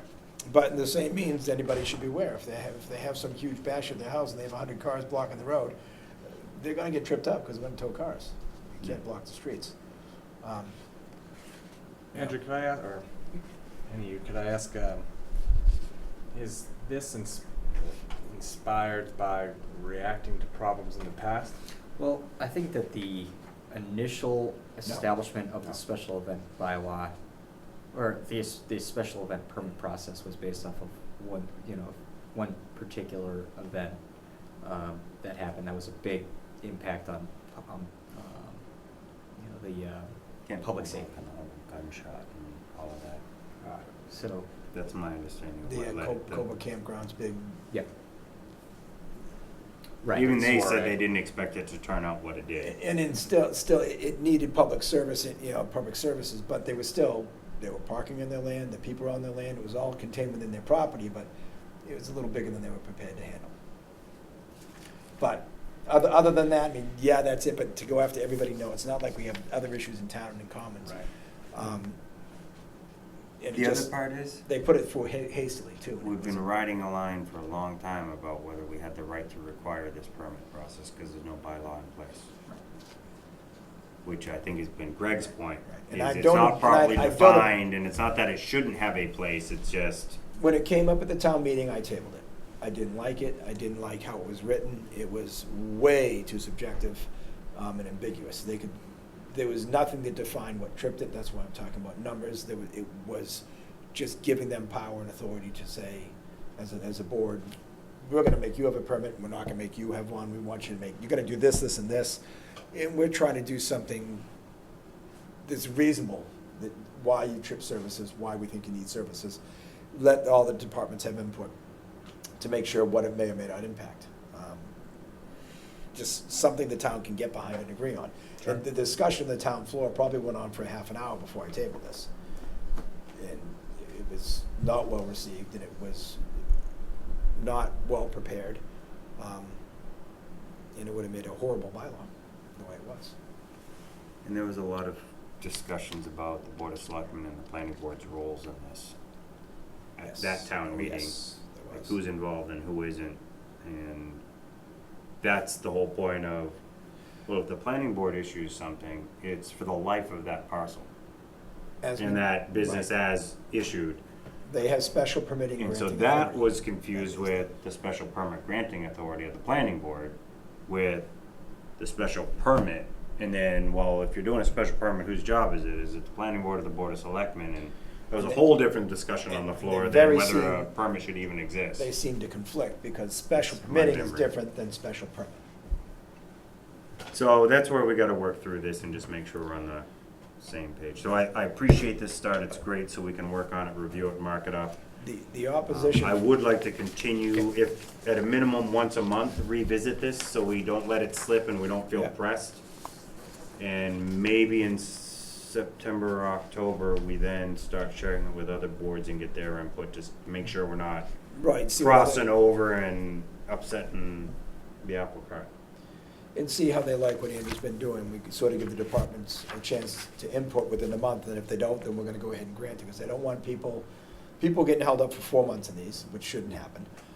We've gotten rid of that. I was never against a special permit. I was against what they had going with it and how poorly it was put together. Then I've been opposing and arguing against us issuing special permits since day one when I sat in this chair, because this doesn't exist. And we needed this to, you know, even when Mr. Stevens comes in, he agrees that I understand why they do it, I understand the need for it and why they're keeping track of stuff. And nobody's really objected to it, which we're very fortunate about that. But we should do it the right way. Legally fought us. What's that? At least they haven't legally fought us on it. Right. We should have this, it's for the protection of the town, but it just has to be more thoughtfully put together. When it was brought to town meeting, it was a surprise to everybody. It didn't get here and get discussed 4 or 5 times, or for 6 months like we proposed, 8 months on camera first, you know? It was just dumped on town meeting floor, and people were like, whoa. So, Understood. Any more conversation on this? no. Thanks again, Andrew. I Thank you. appreciate the start on that. Yep. It's a great draft to build off of. Yep, it is. Discussion on revised school assessment.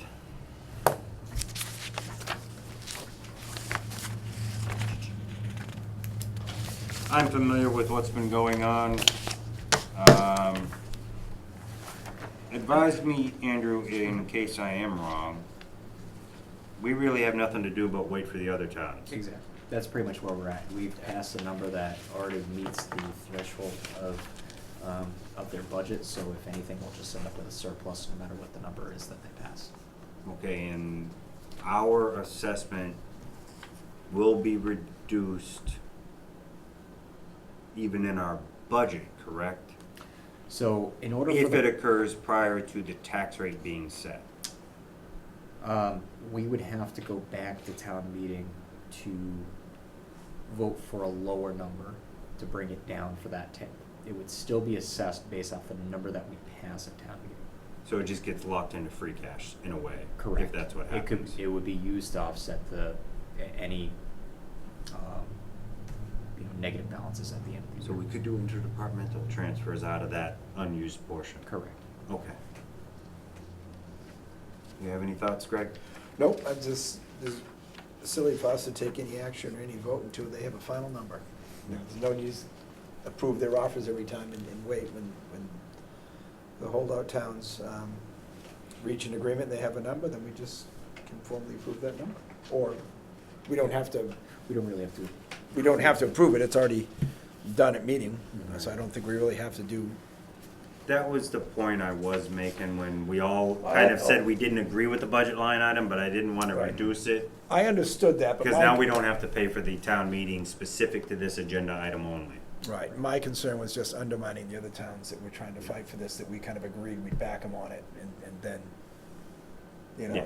it's one to have 2 hold out versus 3 or 4 held out, then they get a better chance of revising and bring it down. And That we was- did that ride was that my- line, I agree with you. And I like that line, because I still feel the school has to cut some fat and tighten their belt, rather than just us keep doing every year in all of our other departments. And I know the state puts horrible restrictions on them, and the schools may have to feel some cuts from that at some point before the people will talk to the state and make the state listen. Far too many people are happy with how it goes. The school has enough money, and a lot of people are upset about it. But as long as they keep squeezing it out of the towns and we cut all of our other services, nobody's complaining about the school to the state. And they need to complain to the state about the school and how the school allocates their funds. Yeah. And when the school comes up with some more money, I mean, every time the school budget goes up by 2%, ours goes up by 4%, because the state's half doesn't change. Yeah.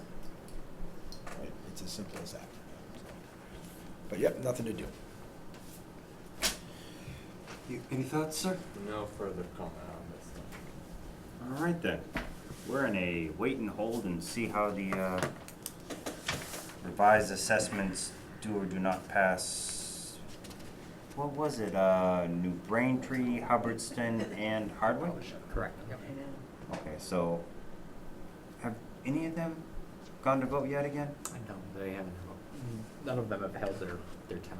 It takes a little while just to meet the posting requirements. Hubbardston right. passed a number that was the number, not as low as they proposed to us, but they passed a number that worked for them. So And that was still lower than the assessed, it so the was still school low, had to right. go back and So start if the again. school does eventually come down to their number, then they wouldn't have to vote either. But Yeah, because they were that's- still at like 6.3%. Hubbard's is like 6 or less. Okay. So it's From possible. Hubbardston's It's possible. view, I meant yes. that percentage. Once you get down to that numbers, you just need one more town to agree. And I think at that number, if their number's met, I think all the towns would agree. So whether I they're think gonna if it get gets there. down to that, Hardwick doesn't have to pay for school this year. It's- I'm yeah, just it's- joking. it- No, The- I think the- what it is they just get no But- markup this year, the But way it this is- lines up, they're right. pretty This close is why to the agreement, the assessments beyond the agreement, we really need to look at, because these huge fluctuations, we've taken the hit several years on it like that. Well, we're gonna get nailed next year, because our assessment's due, so our town assessment is due, and that's when all our valuations go up, and all of a sudden, our assessment is what Hubbardston got this year. And I thought that was next year. It'll be dependent, it's that in We'll see how it students, plays the out. participation hurts you. if the student population goes up, because I mean, they're almost a combination of factors where the value went up and the assessment went up. And Combination net school of. spending is based off of more just value. I think that's just one of the many factors. And if you asked anybody at the state how they do it, they'd be like, I don't know.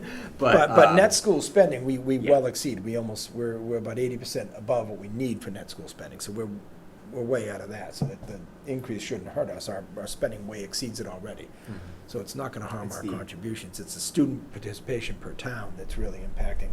When someone has 12 seniors graduate in 1 year from their town, someplace like New Braintree, that's a big drop in their population all of a sudden. But if you have 12 new families come in, or 12 new kids come in, that's a huge, less for us, because we have much more, but the impacts when they have a few families change in some of those towns can really impact their budget, I think, unreasonably. There's gotta be a way to just stabilize this budget and maybe come to a collaborative that over the last, 10 years or 15 years of this in place, we can look at our average percentages of the budget and agree to freeze them at a certain number and just say, this is our participation, period. And then everybody has the same service available, we agree on our kind of a participation amount in the school, and then we don't get those fluctuations, it helps us all stabilize. And if That'd we- be nice, but the state won't let us. No, I think they would, our side. I think not sure. currently until the state fixes their formula, I think there's flow downs that force districts to use certain population numbers as part of that. So you can't do the flat average over 5 years now sets your No. So percentage I think- assessed. I think what the school committee had said, the superintendent said when she was here, that is if these 5 towns get together and we made a vote to do that in any given year, that's the way we do it, but we'd have to vote on that every year. Okay, maybe that's. Unless we Sounds rewrote pretty the whole agreement, which would be difficult to pass with the state, we could agree with these towns and sit down each year and do this and go through that practice every year and say, we'd like to propose, we'd split the budget this way, and all the towns agree to that percentage. But it would have to be an annual thing, which, in some given year, some town might say, well, it sucks for us this year, I don't wanna do it, and that ruins it. But we could also do, I don't know if we can do a different vote on that, if it can be a weighted vote or not for that. yeah, I remember when I was dealing with a different regional school district, at one time they actually proposed that in order to level out assessment fluctuations, to go off a 3-year average versus a year-to-year average on the student-based population. So I don't know, I mean, that might be something that you'd have to negotiate into the Right. revise of the 3-year rolling average. 3-year rolling Yeah, average. so of every assessment. year of you assessment. draw They it. never get some big jump. Right. Right, that would be even better, because then that big jump just is, a third of it hits, not the whole thing. Mhm. That would even stabilize at 3, or like I said, 5, I mean, something to really stabilize it.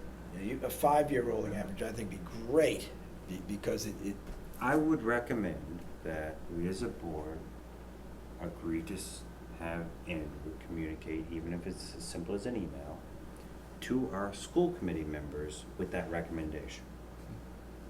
And I don't mean that in a negative way, but that's their world. Right. And people come to us all the time thinking that because we're on camera and we are available, that we are the people to deal with this. And they think that on everything. I keep saying to And people, we there's can, an elected committee but for that. I generally, I feel it's our obligation to make sure that if that's what people feel, you need to go to your school committee representatives and make sure they understand that's how you feel. Right, but in this case, this is how we feel. And that's why we're And- asking Andrew if we and- agree to vote on that, this to is the- send that message over to the And school this is the committee. exact thing we can take to that 5-town committee we're gonna form and discuss as a board that we'd like to do it and just do it for our share.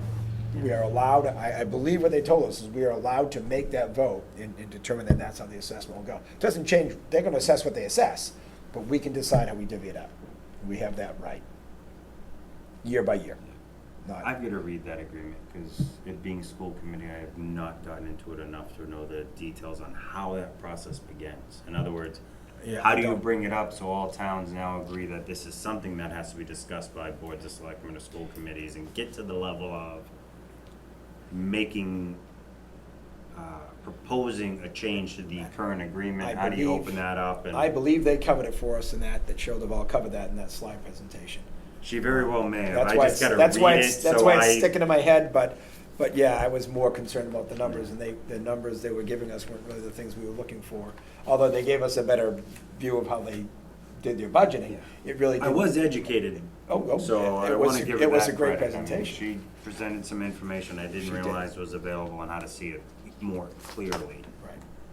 So that was appreciated Yeah, from my I'm perspective. not knocking the presentation. It just wasn't exactly what we were targeting that Yeah. night that we were wanting, but it did have helpful information. Just not for the piece we were after that night.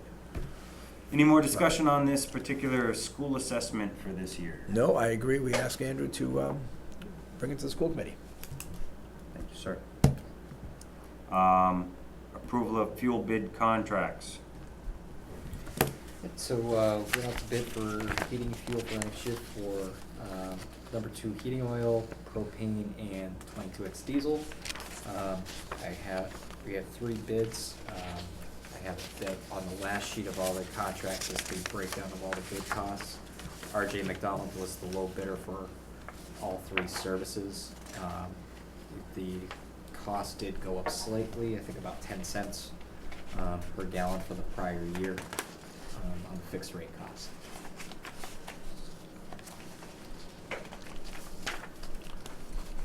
So he's the only one that put forward a bid. For number 2 For number fuel 2. oil and 22X diesel, but we did receive 3 bids on propane.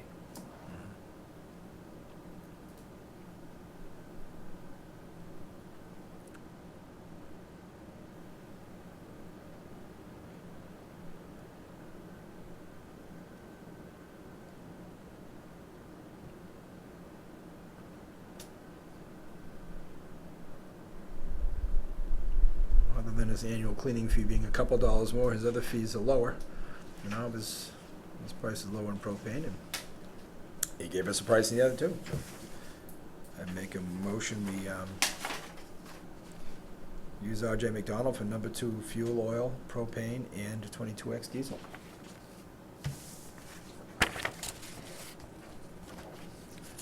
Second that motion. I call for vote. Aye. Aye. Aye. Alrighty, I do now have just a random question. We actually got a proposal from a place out of Kansas. I believe that's where their corporate, Okay. is located. Yeah. So- I'm like, Overlook When Park, we- Kansas. when we They're do gonna it- Take care of our propane, no problem. Yeah, what we do is when we do the bids, we list out combis and it notifies anybody who's qualified under that scope of services that the bid's available. So Mhm. they might have just submitted one to throw it against the wall. Gotcha. And they might own a sub-company out here, they Right. might have a standing agreements with local companies for whatever Mhm. price, so they can put that in. Yep.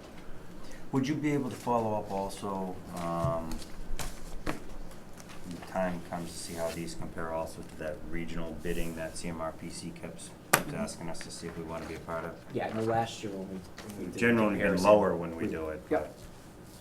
but. It helps see when if you that's have- consistent. or Helps when you not. have a local company that does these services. Well, it does, but that's. It's good size as Kind of well. my point is just the old, don't continue to just assume that'll be the case, just check it once in a while and say, yeah, And okay, we're maybe- still. Maybe they'd wanna get bids from Jim McDonald's. It's open to them if they'd like. You know? Yeah. Yeah. Yeah, he would, you know. Okay. Do you need me to sign those contracts, or is that something you sign, has? Yeah, they're over there. They just need, they need all three. I see 3 lines on it. Okay. Appointment to Age-Friendly Community Committee. We were shooting for 5 to 7, is that what we shooting for, or 7 to 9? I think we set the, Got 5 and we've already given 2. we had, 12, it was a 12 member. Did we open it at Or no, 12? I'm sorry, 11 member committee. That's what we did? With a quorum. of Quorum was 6. lower, right. Yeah. We did a 6 quorum, or did we do, because we talked about that, did you want the higher quorum, or did you want alternate members? I don't remember which way we went, we should look With at, higher quorum. did we go to the high quorum? Because we wanted a wide range of participation. Okay then. Okay. And I it suits know we- more than because- just elders, it's also the. Because I know you had said 9, and I'd said maybe 11, and suggested Age. maybe 2 be inactive or alternates. Yeah. But, and then they had input on it, but I didn't remember exactly how we finished Yeah, on we it. just went with a higher quorum number because Okay. it was kind of just, for the service of the committee, it didn't make any sense to hold anybody's vote not to count. Do we want to break these out by individual, or shall I list them by name? Because all of the applications are for the same committee. What a great job for the clerk. I read all those names. How would we like to do this motion? Yeah, I'll let you choose, sir. I wrote the names. So you can make the motion for all of those people if you choose, or do it one at a time. You just need the name, not their address and everything. Don't forget the social security number. Read it out loud. Sure, of course. Shush. What did we do that with? Oh, the address for the outside So grow. we don't Hemp. want to review these, we want Ugh. You just, yeah. to make a motion to accept, Yeah. make a motion to appoint. rather. Make a motion to appoint the following individuals Yeah. for this. Okay. I would like to make a motion that we appoint Karen George, Richard Garapi, Victoria King, Amber McCready, and Ann Melius to the Age Dementia Friendly Community Committee. I second that motion. Further discussion? No. This puts us at 7, you said? Yeah, So we'd have a quorum now? Yes. to be able Nice. to conduct. Excellent. I do have one question, and it's not a negative, but so far have, 'cause I don't recognize all of these people by name. Are they all generally older individuals? No. Or do we have some, say, Middle age, I believe. 40 or younger type? I'm just trying to find out if we have younger people interested, because this is supposed to be a age, like, up and down the scale. So I was just curious. I'm not sure, Richard. Amber McCready work at the bank? Yes, I think she's. Younger? She's younger than me. She's younger. Yeah, Karen- but she does Karen- have 20 years doing something. and Yeah. Karen George is certainly younger than me. 20 years could easily put you in the 40-year age. Yeah. So I'm not. Yes, it could. Right. Is Victoria King a registered voter in Barry and/or a U.S. citizen? She goes to my church. It's just, Oh, okay. it's not checked off from the boxes, that's why I asked. Oh. I don't know if we can accept it. I don't know if we can. I'm just. All right, I have no further discussion. I'm comfortable with everybody here. I do recognize some of the names of people and have met them, but some of them I was still. So, barring any further discussion, I'll call for a vote. Aye. Aye. Aye. Thank you all, the 5 of you, for asking and participating in this. And we still have 4 positions available. Yes, but at least action can begin. Yes. By the way, we are still looking for open space and recreation committee members to help fill that out. I think, if we get 1 more, we actually have a quorum to begin with? I think that we are good to go with a quorum now. Okay. I just have to loop back with CMRPC to see when the grant application is open for the DLTA funds. Do we need those to just update an old one? Do we really need CMR? Although, the only reason I'm asking is if we can get that done, maybe we can get the grant for the next step they talked about of the things that are in that plan. Typically, I think they put as 2 different grants. One is a planning grant, one's an action grant. So it'd still be 2 different grant programs, and I'm pretty sure that the way that they do it, DCR restructures the way they want them to be completely compiled, just to give you more work to do. So I can at least loop back with them to see where we are. Because that could also be something our local regional economic development planning guy, because he was actually a local regional planner, not economic development person. That apparently has been his title now. That was a planning grant that gave him that position at Hardwick. So in other words, it was bigger than economic development. Right. He might be able to assist in lieu of using CMRPC and the grant funds, because the next thing we could do with CMRPC could be something else that we actually don't have resources to do. So I'm just thinking outside the box. I'm not saying go in that direction, but just think about it. Yeah, I'll make sure that the grant funding is specifically targeted for that program, that it's not going to hinder us in any other way. Did we pick up an applicant after our gentleman came in looking through the trails up on the town farm property? We did, and we appointed Nice. that, we appointed somebody else after. I mean, did that. we pick up from his group? 'Cause we Yes, opened someone because we from his had group. one additional person who was also Is that appointed Michael? to the Open the space. state, the Ware River watershed. Oh, right, the one Yeah. that took over for Ed. Yes. Yeah, who took both of those. Yes. Next item is financial policies and procedures. Yeah, this was just Oh, to fun. give you guys an update, so, I don't know if you remember, but we had put in for a community compact grant a while ago to help update our policies and procedures. I had done it as like one of the first things, and I put in the application like one of my first things when I got here. Well, a year later, they got back to us that we were awarded the grant, so about 6 months ago, we sat down with members of DLS to kind of go over what our current policies, or mainly what our current procedures are relative to a number of things. And we've been in contact with them for the last 6 months until they finally put together a final document that they sent to us. But going through, there's still some discrepancies with what our, what the policies kind of are to make them appropriate for our use. So we've been meeting as a financial team to just, make them right before bringing them to you guys for review and final adoption. So we're about 3/4 of the way through, and we had gotten the draft policies 2 weeks ago. So the hope is that by next meeting that we should have something in front of you guys. Thank you.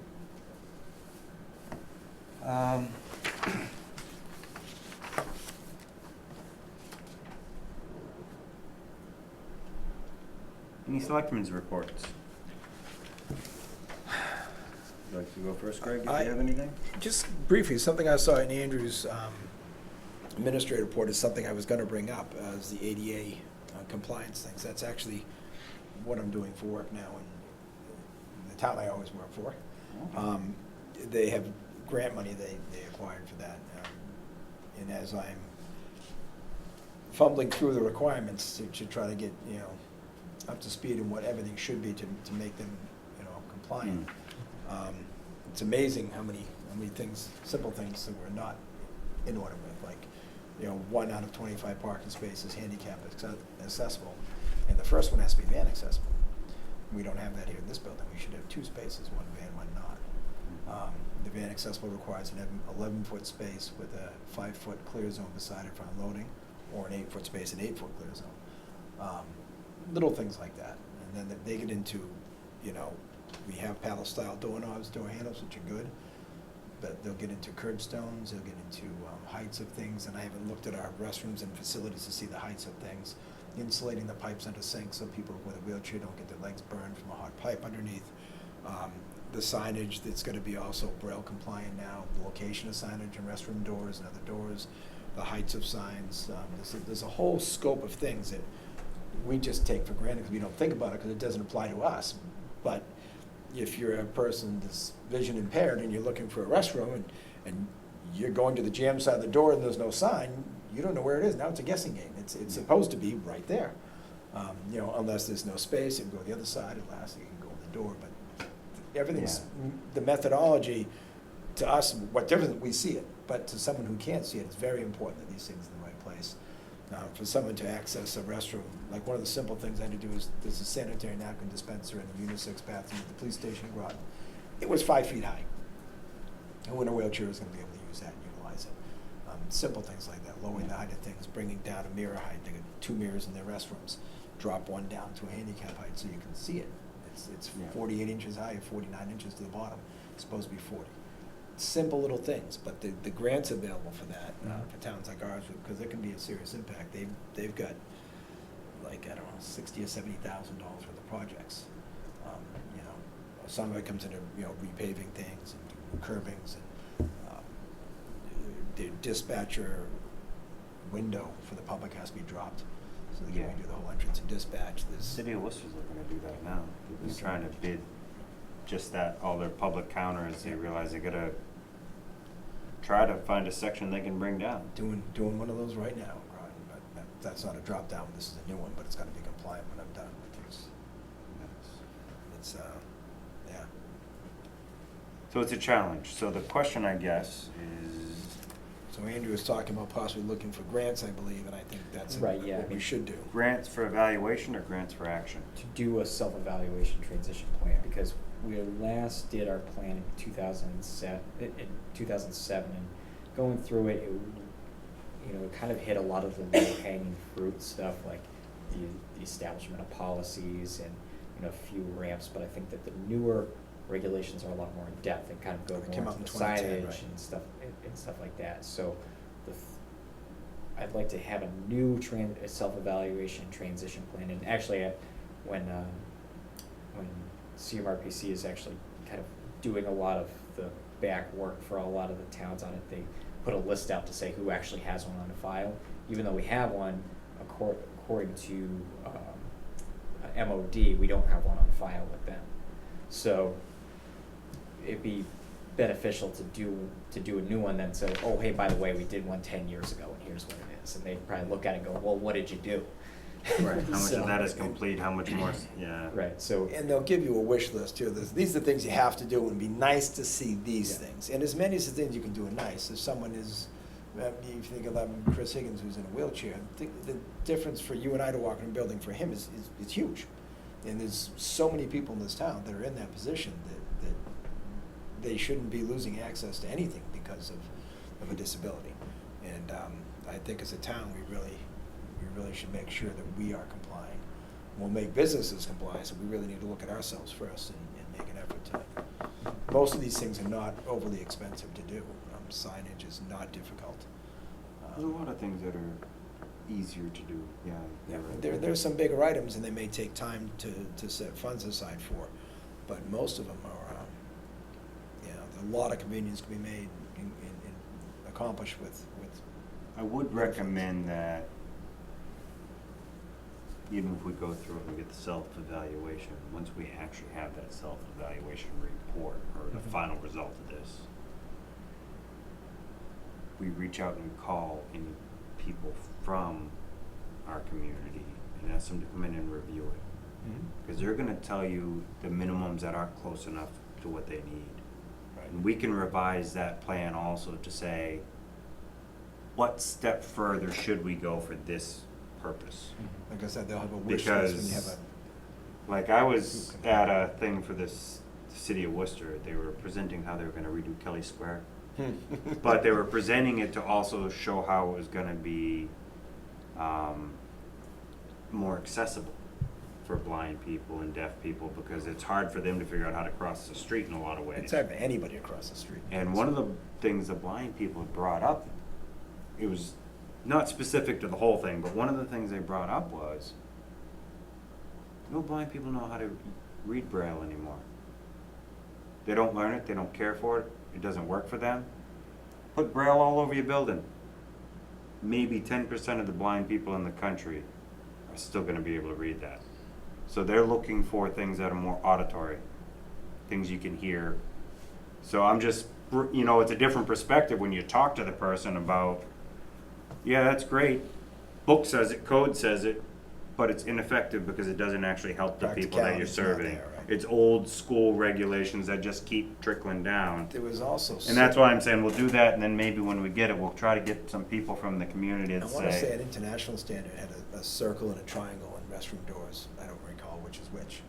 And if it was a unisex bathroom, it had one inside the other, and both. So it's a raised, physically can feel it in yeah. it's not, the Braille, if you've ever looked at Braille, I mean, part of what I've had to do is Tactile, see, sensitive. yeah, see how big this is supposed to be in, you know, basically the size of your finger pad right there, you're gonna have 8 symbols. And depending on the order and the size and whatever, I have no clue. Yeah.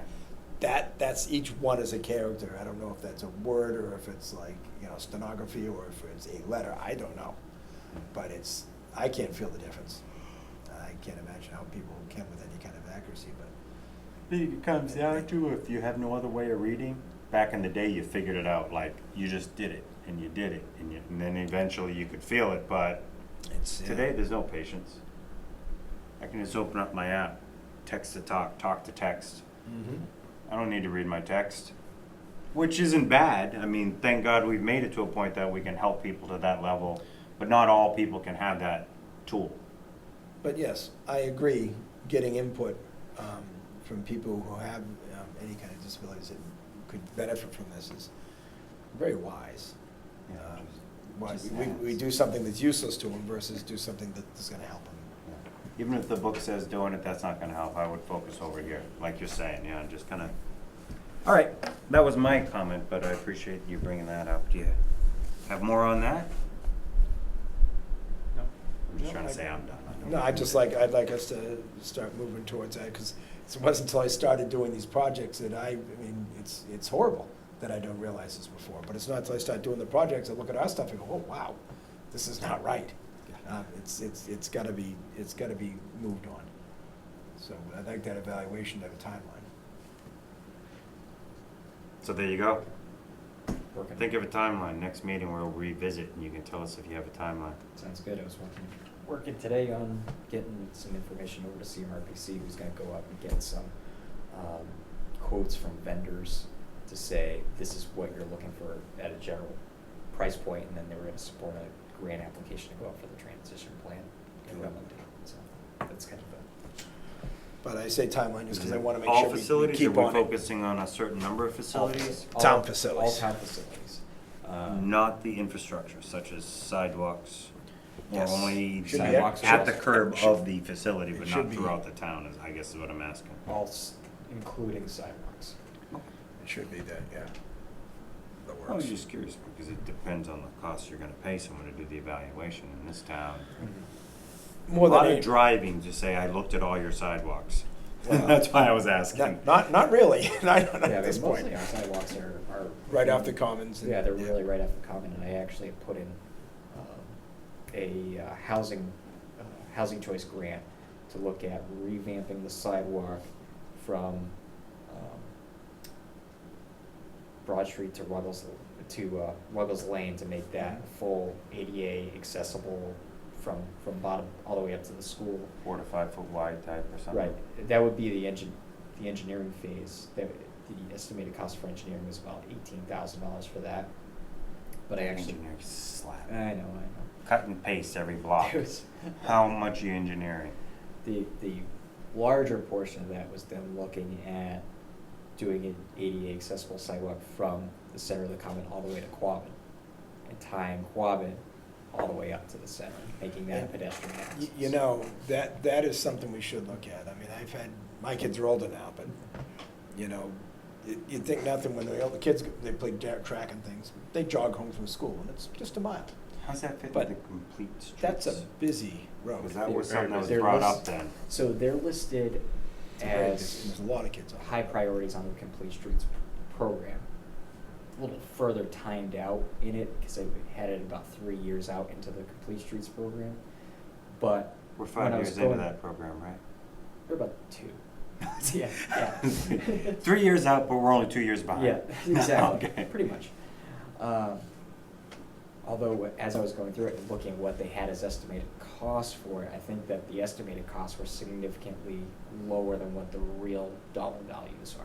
Because just the engineering costs for the design, for all the design work for that, to go from the center of the common to Quabbin was about $100,000. The estimated cost of the work and the Complete Streets program was $400,000.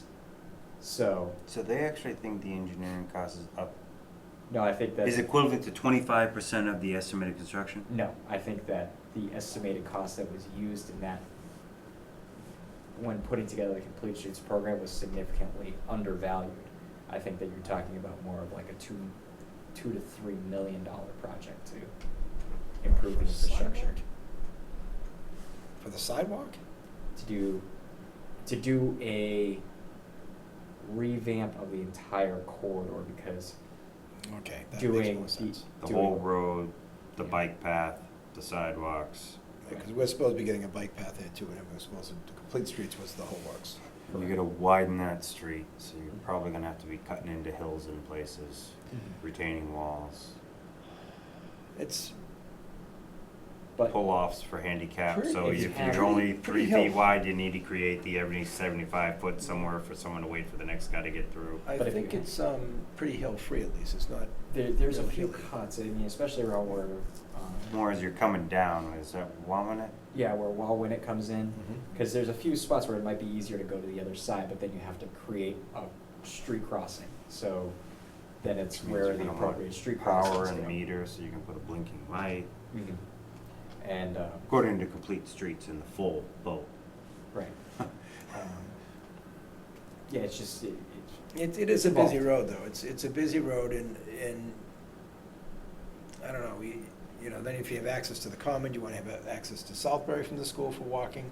But I think there's a better tie with the school and the center for community-wise than just school-wise. right, then you can walk from I the would like to school all know the way the to. closest Walwinet. residential section that has a significant density, and that's the one that should get the sidewalks to the school.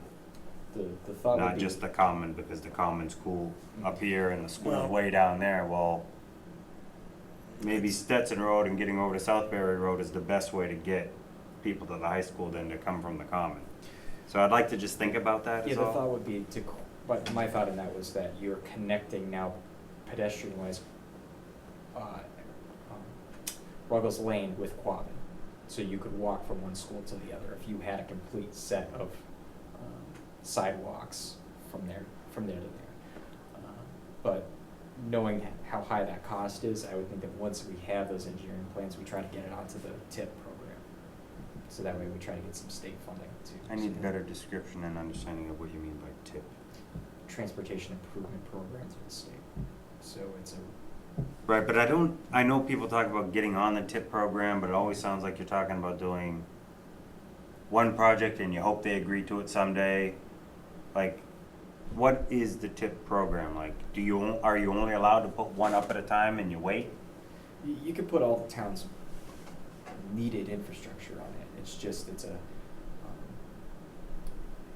more like a statewide capital, or almost like a regional capital plan that you need kind of buy-in from all your neighboring towns too, that are also on that committee, that elevate the program to say, all right, this is a region-wide priority to get on the improvement program, and as funds become available, that kind of moves up. And, you know, some things might no longer be priorities, they might get other funding sources, they might do it through Chapter 90.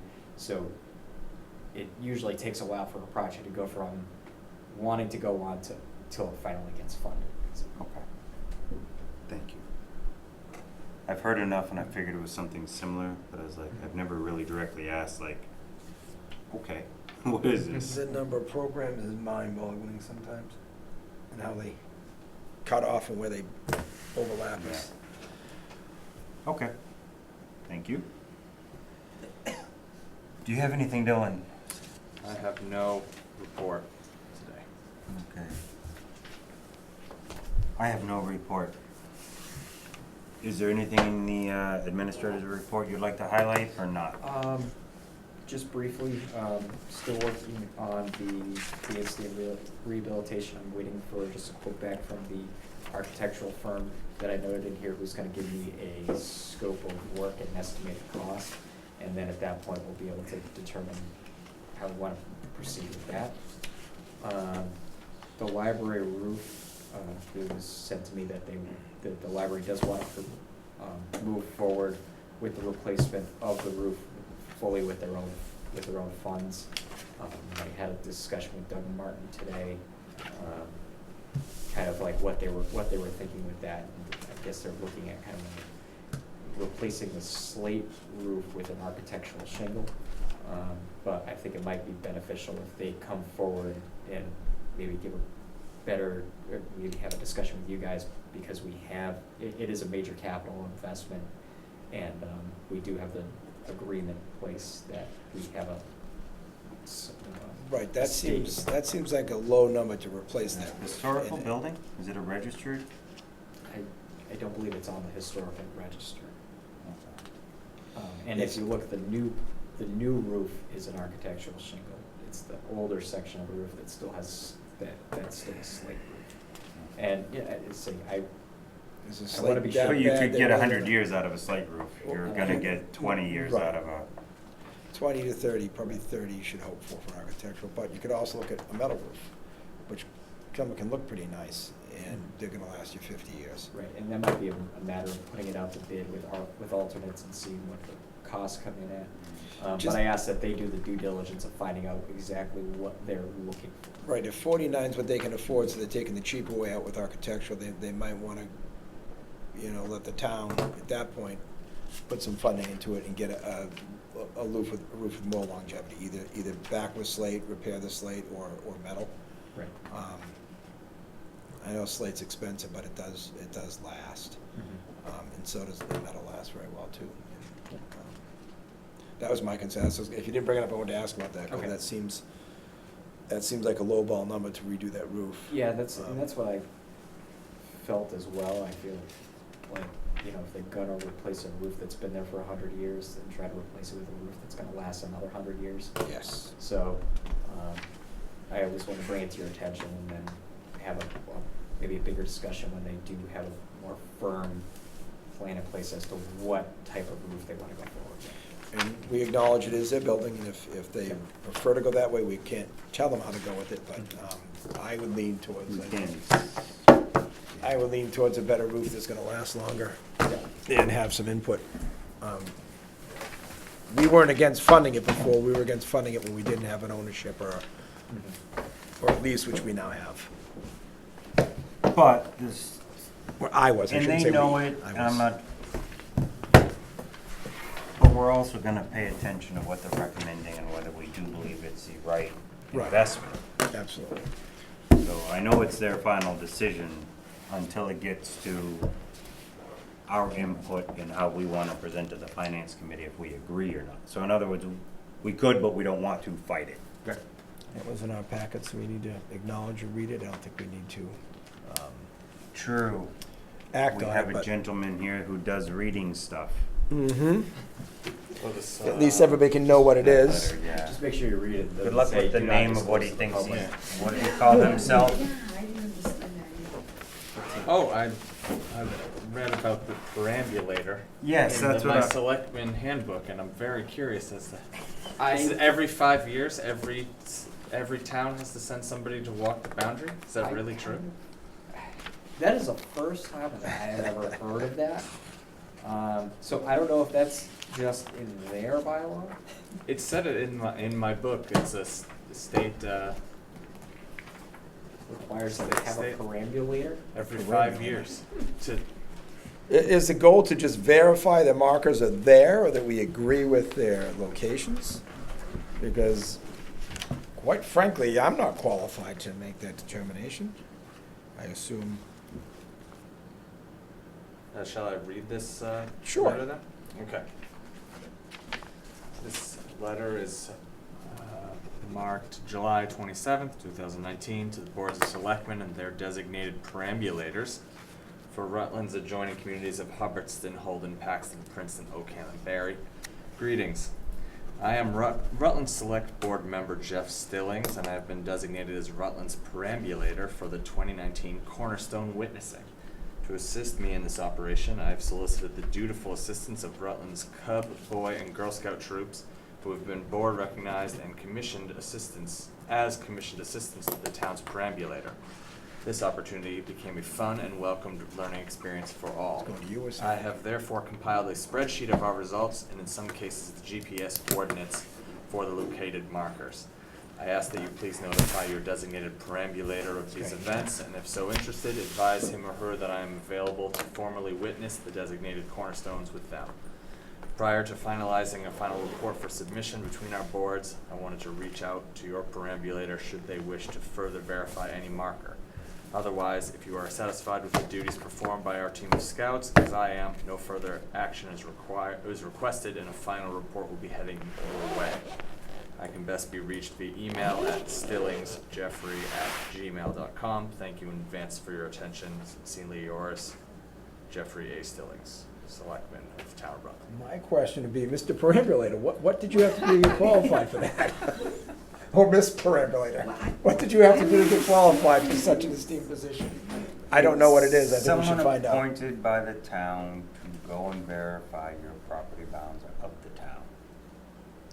That's generally what I believe it Every is. I don't 5 know if years. it requires any type of obviously, it does not require a professional land surveyor.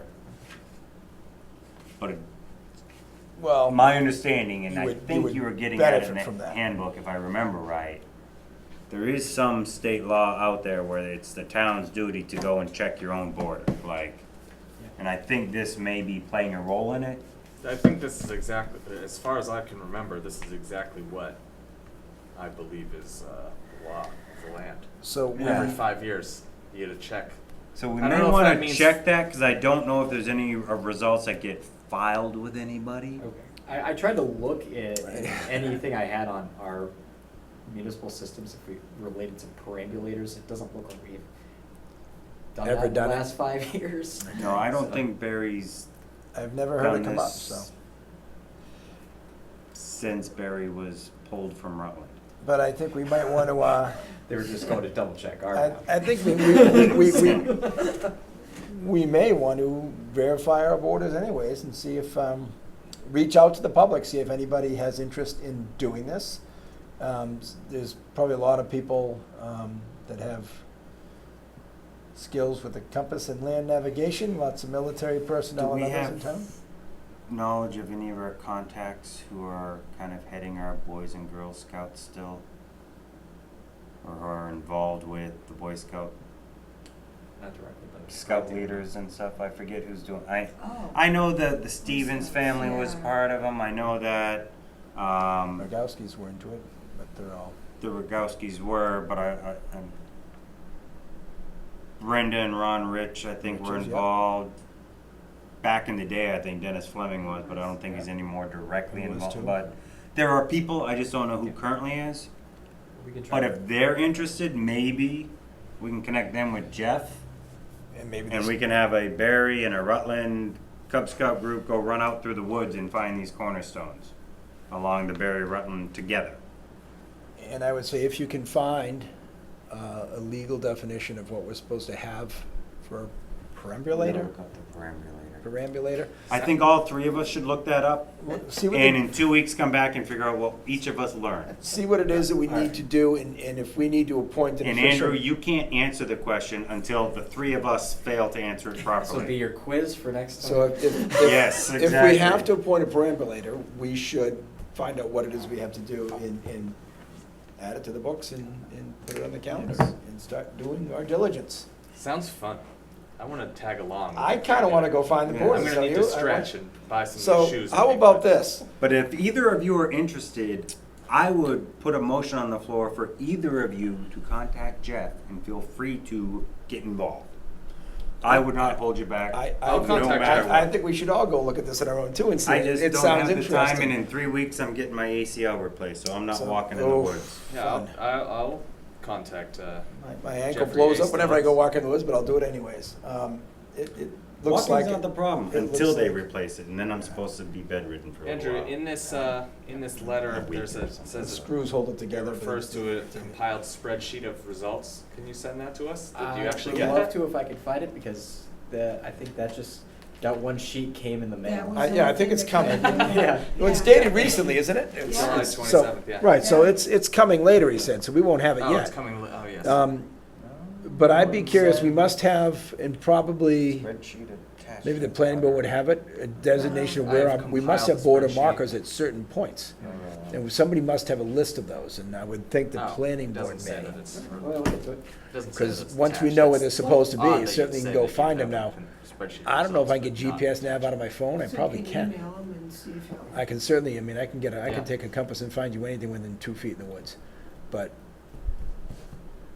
this would be interesting. This is neat. It's like, That's it's an what I app would course all suggest over is again. If you could ask him to send his draft report, Okay. because he says before finalizing a final report for submission between our boards, I wanted to reach out to your perambulators should they wish to further verify any markers. I assume he's only talking about the Well, Berry Rutland. The positions, information not you all have of to ours. date would help us know if we want to, Further verified. right.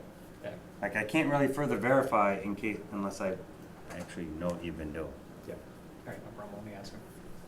I would imagine they're gonna be formal granite stones with either a pin or I a have- designation in them. It's gonna be interesting to find out. It could be it could just be a granite boulder with a divot chipped out of it over and over and over. It's like a drill point. It could be anything. My son's mother's father, so that my We're former rambling. father-in-law did bench markers, I would they did like- elevation bench markers. I never heard of it before, it's just neat, they used to go around and they did Hmm. elevation bench markers and noted, and it's kinda cool. These It things is. exist. I enjoyed surveying my short career in it. It was fun. But then Motion in the to winter, adjourn. I got poison ivy digging into roots that I didn't realize had poison ivy, and that ruined my survey career ever after. Second the motion to adjourn. I guess that's further discussion. Call for vote. Aye. Aye. Aye. Thank you much. Have fun. Everybody sleep well.